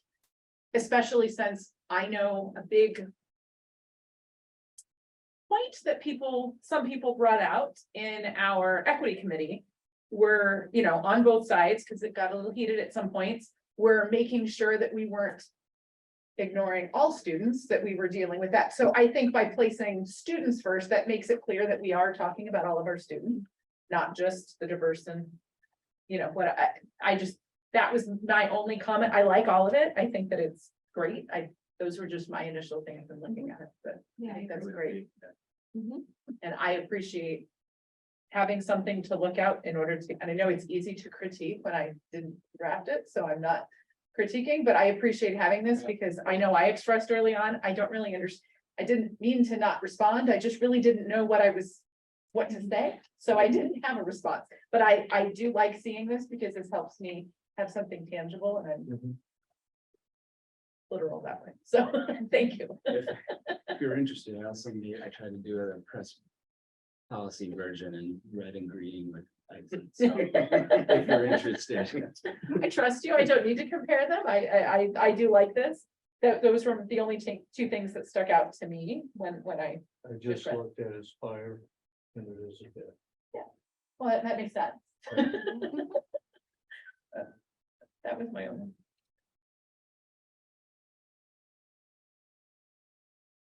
So is it appropriate then for me to make a motion to adopt this? We. Huh? Number one, it's not the time, and number two, it's not on our agenda, so I don't think we're allowed to adopt it, but we can certainly do a straw poll among our board members on what we think, so that you're not surprised by an opposition vote when it is brought to a vote, but that's. I think. I like it. I think you did a nice job. I guess I didn't really understand that you were rewriting mission and vision. Yeah, we're looking, got everything from top to bottom. Okay. Trying to just be able to say that, yeah, this is working, let's keep it, or let's look at Okay. modifying it. All right, well, I feel like you need to be more clear about that then, because I feel like, you know, someone that worked on this for months, it's kind of hard to see, oh, we didn't like what we did, so here's our version. You know what I mean? And I think part of you were at a disadvantage because the first night we talked about it, you weren't here, so you missed that whole Mhm.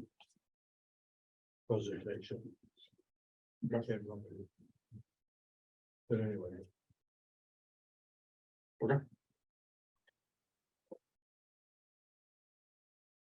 Yeah, in order to take action on items that need to be on the Yeah. agenda You're ahead right, of time. sorry.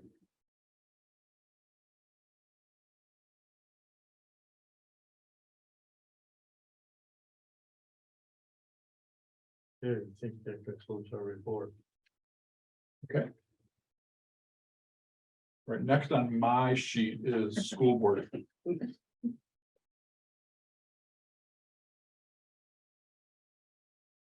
We're on code number 6.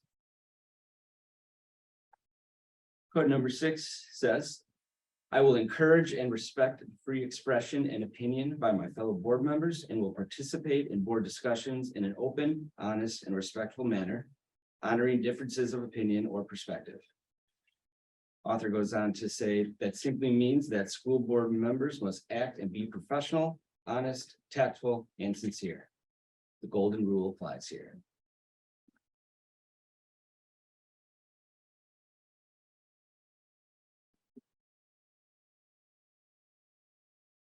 Anything to add? I actually meant to say this in my review of the school board, the art of school boarding. I would make a suggestion to just maybe do our code reading at the beginning of the meeting. Just to kind of put that idea out there and kind of remind us of our code of conduct. We really don't have much discussion on it, it just takes a few seconds, so. Just a suggestion, it's also fine where it is, but I thought that would be just a nice way to kind of put the code up front as a nice reminder before we go into our meetings. Here's an idea. It could be something that you make as your Board of Education comments Nice. at the beginning of each meeting when that's called for. You could just, rather than having it necessarily be on the agenda, you could just make it your point to each month to go through a different one. All right. Because I think the reason we initially had said we were gonna do the school boarding committee in order to kind of re-up and do it, but maybe once we've gone through it, we don't need as much, like you're saying, much discussion on it anyway. It's just a matter of, hey, just as a reminder, we're just. Yeah. Just want to remind everyone this month, we're gonna look at this. that could be a way to do it, and then it sweetened the point. Yeah. It was good. Well, let me ask you this, it's not only, I mean. Do you not think if it's on the agenda, it kind of. Becomes an official record of the meeting and that the community or anybody were to look. We're able to say, you know, that we talked about this, it's part of our. Board culture of the meetings. But I would think that it would be recorded in the minutes that board member Billetier read code of conduct number 6. So I mean, that would be reflected in our minutes to be on there. It's not an action item, so we're not voting on it or dealing with it. And I mean, we certainly can leave it as a committee. Not saying we have to move that. I guess it's up to the school boarding committee to decide if he wants to still have it that way, because there's nothing wrong with. There would obviously be more discussion in a committee update like this is, as opposed to just like, I think we're proposing just reading it at the beginning of each meeting. So that would just be a one-way, you reading it, not a discussion. What if we put Board of Education comments / code of conduct? That way there's, it's incorporated, it's not a committee. Yeah, it's fine. Or a subtopic under Board of Ed comments. Like it is under committee updates. I think as long as we're reviewing the code, I'm good with however we do it, as long as we make sure we're reviewing it. I was just bringing that suggestion that way. That's an opportunity that under this, you're welcome to make that your comment and then let's do it. I guess the question would be is if you're not here, is somebody else committing, appointing somebody else to do it or? You're gonna pick somebody to do it. Well, there you go. So that's fine too. There you go. Okay, So we're gonna leave it with just being in board comments, see how that goes, leaving it in the minutes and be okay with that? Yeah, it'll always be in the minutes, Okay. right? I mean, there'll always be a record that we've discussed it or Okay. read it. Give it a shot, see what happens. okay, then board mentor. I'm not sure what that means exactly.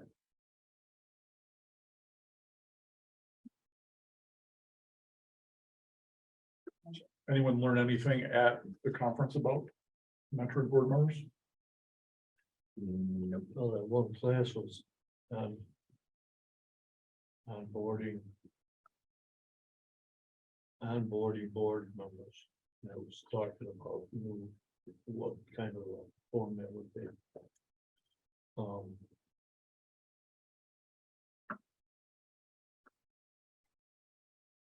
don't know, is that new? I don't know No, what we've it's- had it on there since the board started talking about what was their mentoring program for bringing new board members on. Yeah, It was originally placed there, so conversations needed to happen. Especially with Emily coming on new, relatively new, Eric also, like, what's that conversation taking place? Who's the mentor that's being assigned to those individuals? What are the topics that they're working through, either monthly or quarterly, to make sure they're feeling prepared and supported? So it was meant to be an opportunity for the board to have dialogue about that process, and especially for our newer board members to be able to ask questions. And to gain some more insight, help ease that transition into being on the board.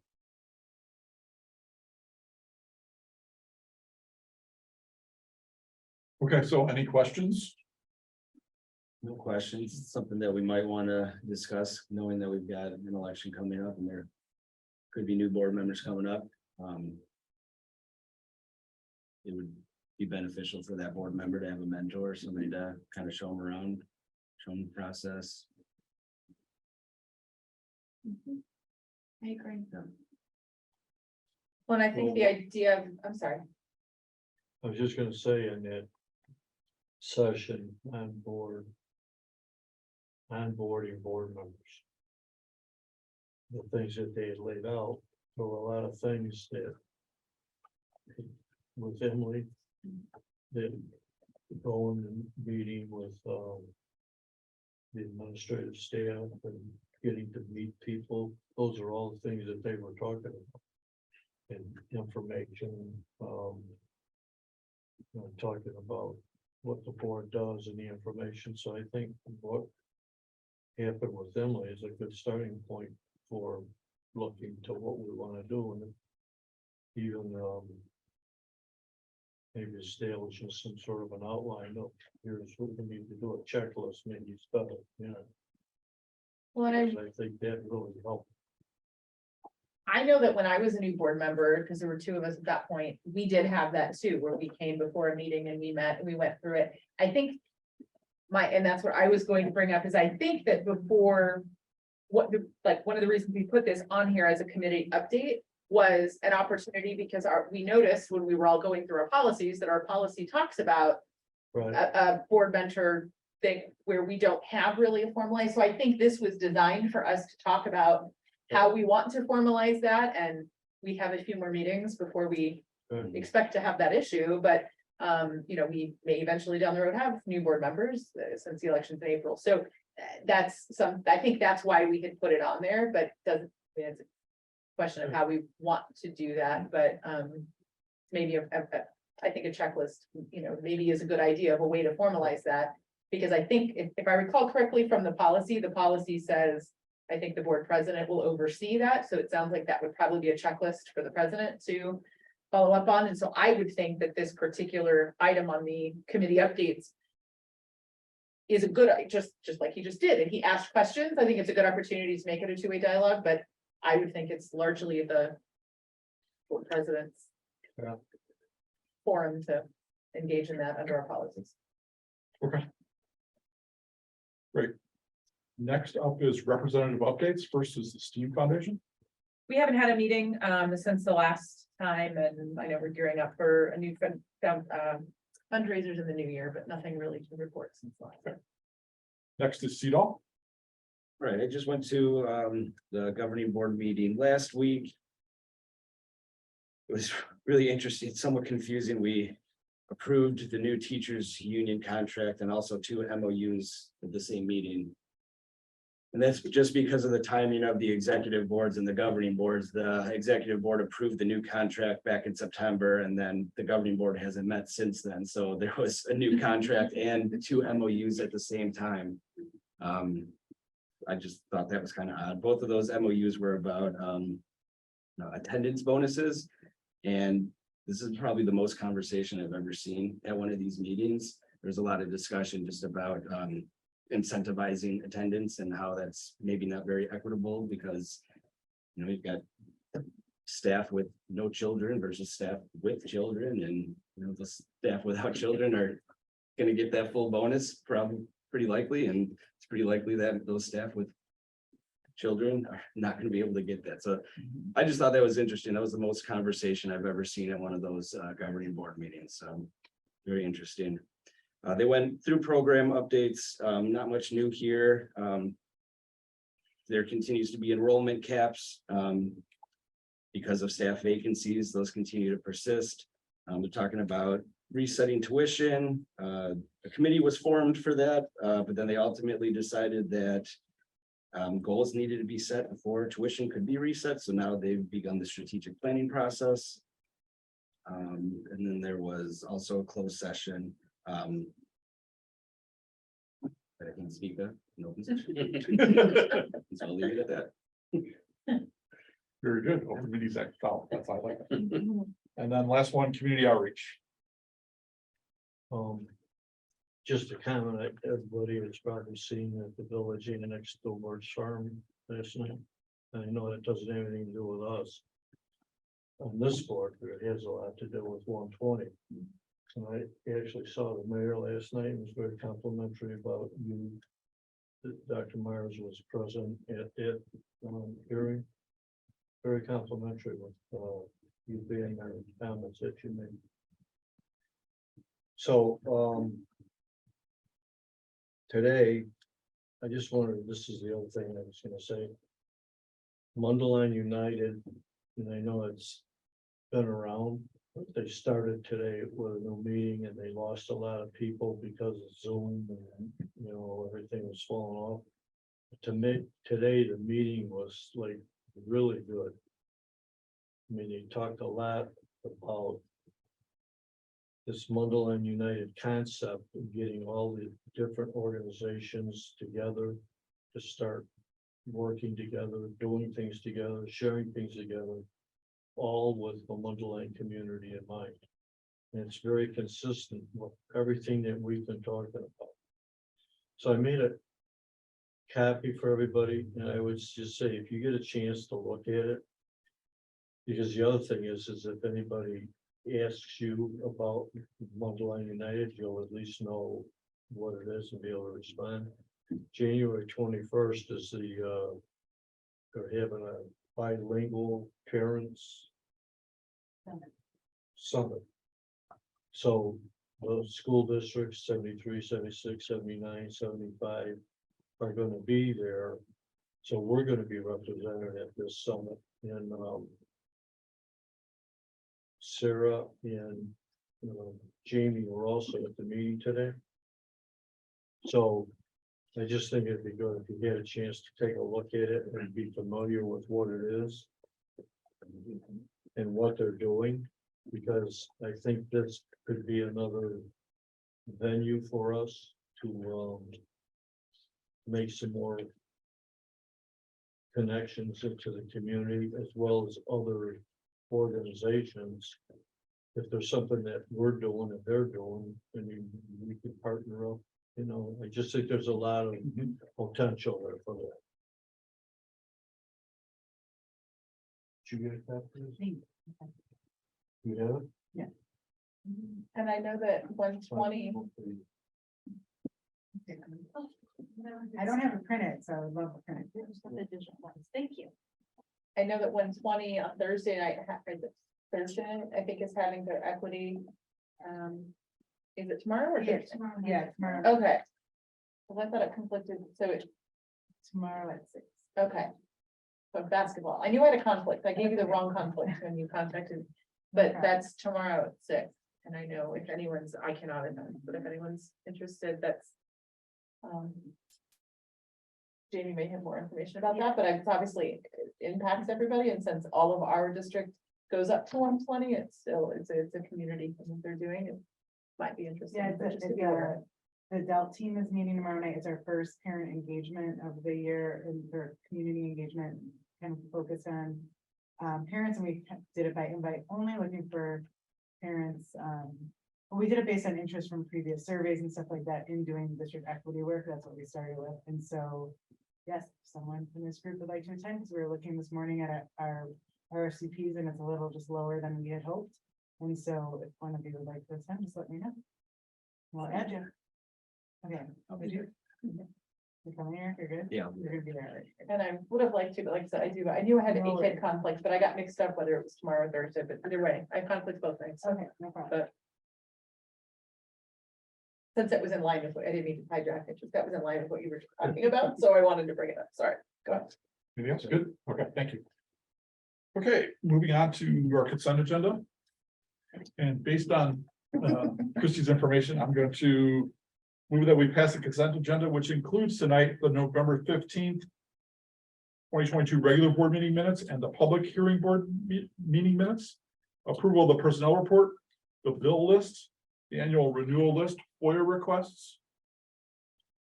Do I have a second? Second. Second. Secretary, please call the roll. Holly? Aye. Take it, Finger Hut, aye. Gallegos is absent, Billatier. Aye. Hitzke. Aye. Carl. Aye. And Rose. Aye. Okay, we now are on to board action items, and I would like to move that the Board of Education, Elementary Schools District 75, accept the superintendent's recommendation to fulfill the BINA requirements as presented. Second. Secretary, please call the roll. Holly. Aye. Rose. Aye. Hitzke. Aye. Carl. Aye. Finger Hut, aye. Billatier. Aye. And Gallegos is absent. I move that the Board of Education of Mundelein Elementary School District 75 accept the superintendent's recommendation to adopt the NIHIP resolution as presented. Second. Billatier, please call the roll. Holly. Aye. Billatier. Aye. Hitzke. Aye. Rose. Aye. Carl. Aye. And Finger Hut, aye. I move that the Board of Education of Mundelein Elementary School District 75 accept the superintendent's recommendation to approve the fiscal year 24 registration fees as presented. Second. Secretary, please call the roll. Holly. Aye. Hitzke. Aye. Carl, Aye. Fingerhut, aye. Bill is here. Aye. Rose Aye. and Gallegos is absent. Should this include the director of technology job description change? Shared services payroll clerk 1. It just says clerk 2 on my motion. Yeah, I should probably just put, you can put as presented maybe. There's another job. There's another one. The job descriptions is down here. This is just approving because Oh, the new sorry. position and this is. Oh, sorry, I got it. I didn't read that. Sorry, my fault. I move the Board of Education in Mundelein Elementary School District 75 accept the superintendent's recommendation to approve the addition of a shared services payroll clerk 2 position as presented. Second, Please call the roll. Polly, Aye. Fingerhut, aye. Pitzke, Aye. Carl, Aye. Rose, Aye. Bill is here. Aye. And Gallegos is absent. I move the Board of Education of Mundelein Elementary School District 75 accept the superintendent's recommendation to approve the accelerated programming plan as presented. Second. Secretary, please call the roll. Polly, Aye. Pitzke. Aye. Carl, Aye. Fingerhut, aye. Rose, Aye. Bill is here. Aye. And Gallegos is absent. I move that the Board of Education of Mundelein Elementary School District 75 accept the superintendent's recommendation to approve the following job descriptions as presented. Chief Information Officer, title change / revised. Shared Services Payroll Clerk 1, title change / revised. Shared Services Payroll Clerk 2, which is new, and the Library Information Specialist, which is a full rewrite. Second, Secretary, please call the roll. Polly, Aye. Fingerhut, aye. Bill is here. Aye. Pitzke, Aye. Carl, Aye. Rose, Aye. and Gallegos is absent. Okay, next we have on our agenda executive session, but the only item, correct? The only item for executive session is the executive session minutes from November 15th. Does anyone have any questions about those minutes? That we need to go to into executive session for? If not, we will skip executive session for that. Everyone's good? Okay, we're gonna skip executive session then. And next is president's prerogative. Anyone have any agenda items that they would like to see at a future meeting? Or any other things for the good of the group? Well, we need to get the mission, statement on the agenda. Yeah, for next mission meeting. I got statement. it down as following. Great.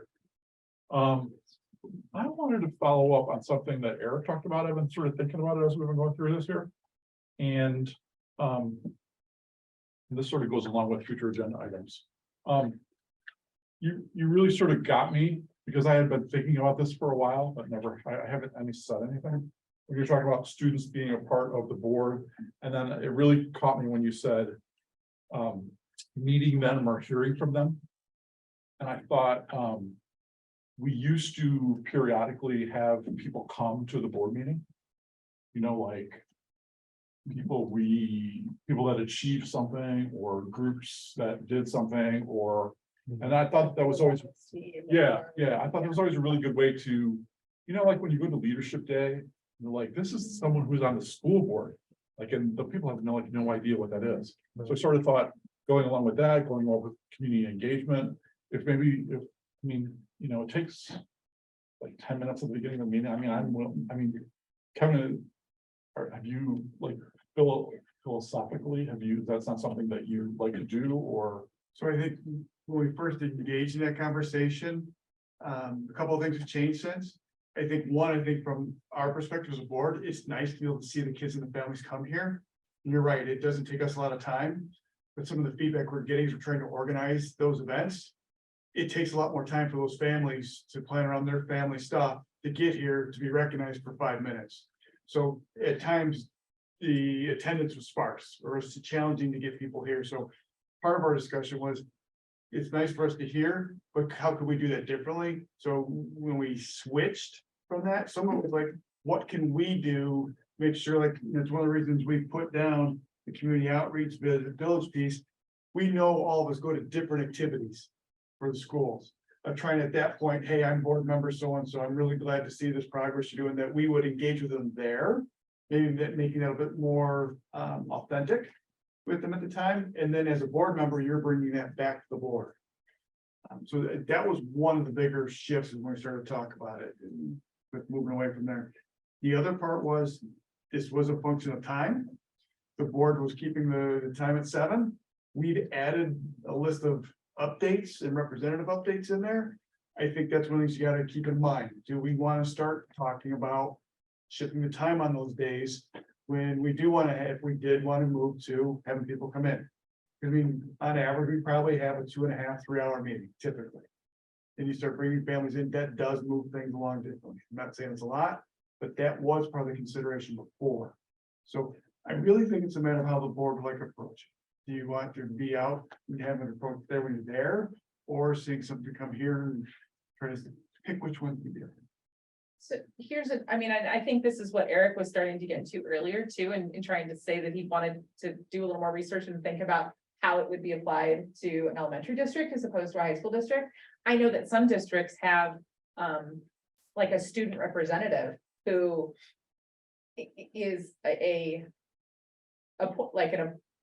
nominal member, you know, not an elected member, and obviously, you know, but it's a position. And we could have somebody, because I know like MG has a number, they've expanded their I don't think it's a leadership lighthouse team, it's not student council, but it's not a student council, but it's some other lighthouse related thing. Where they have a number of positions to give that.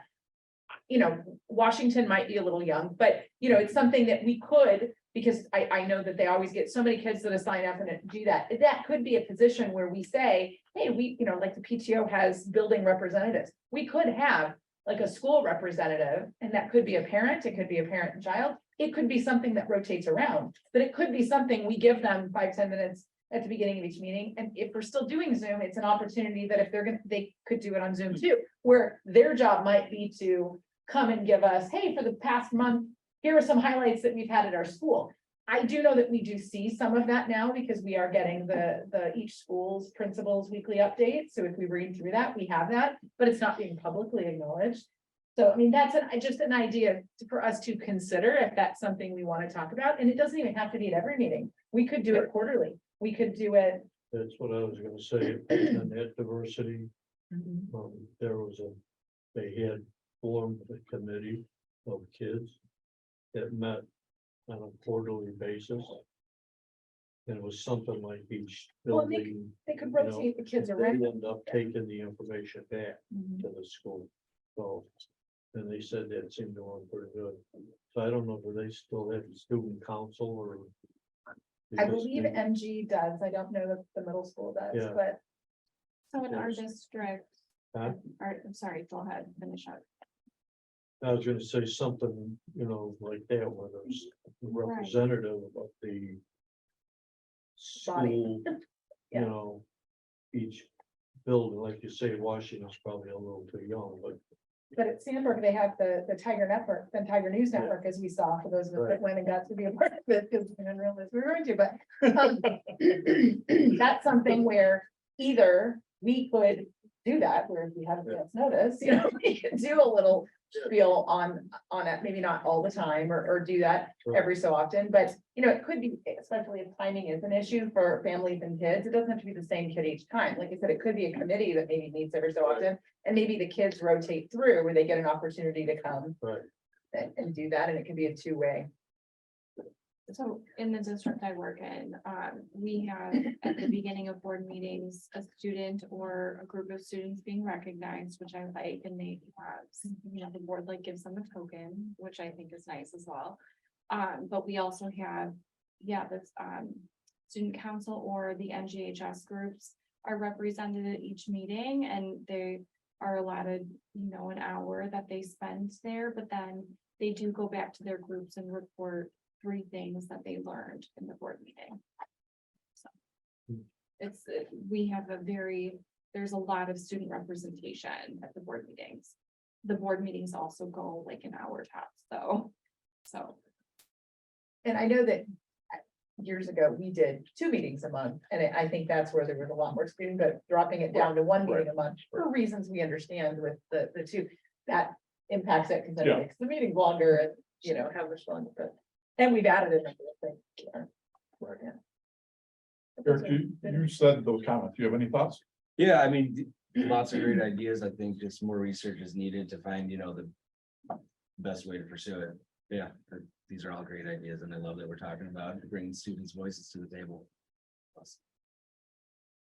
Okay, great. Anything else for the good of the group? I noticed that as of last night, around 11:30, we had Emily Carl turn in her petitions for school board and Christy Trainer had turned in her petitions for school board. So thank you. Yeah. For re-enlisting. When's the April 3rd. No, No, April No. 3rd. 19th is. Oh, for the filing, I'm sorry. Yeah, it's a week. I'm sorry. I thought you meant it was the They election. closed. The election is April 3rd. Yeah. Filed. They do on the election website each night, they do post an update. Oh. It's kind of varied. You have, took me a while to figure out where to find it, but I did find it. it did take me a while to find it too, because I saw the article in the Daily Herald. And they didn't mention who was running for Mundelein School Board. So I had to go look it up on the website. Oh. For those interested. Huh. I haven't looked since last night. Okay, if there is no other business to come before the board, I would like to move to adjourn the meeting. Well, we have to pass the minutes of the executive session. Oh, sorry, my bad. I'm sorry, I'm not reading very well tonight. Okay, I move that we approve the executive session minutes of November 15, 2022. Second. Secretary, please call the roll. Holly, Aye. Hitzke, Aye. Carl, Rose, Hi. Fingerhut, I, Bill is here. Aye. And Gallegos is absent. Okay, my standing motion stands to adjourn the meeting. Second. All those in favor, signify by saying aye. Aye. Anyone opposed? We are adjourned. 9:26.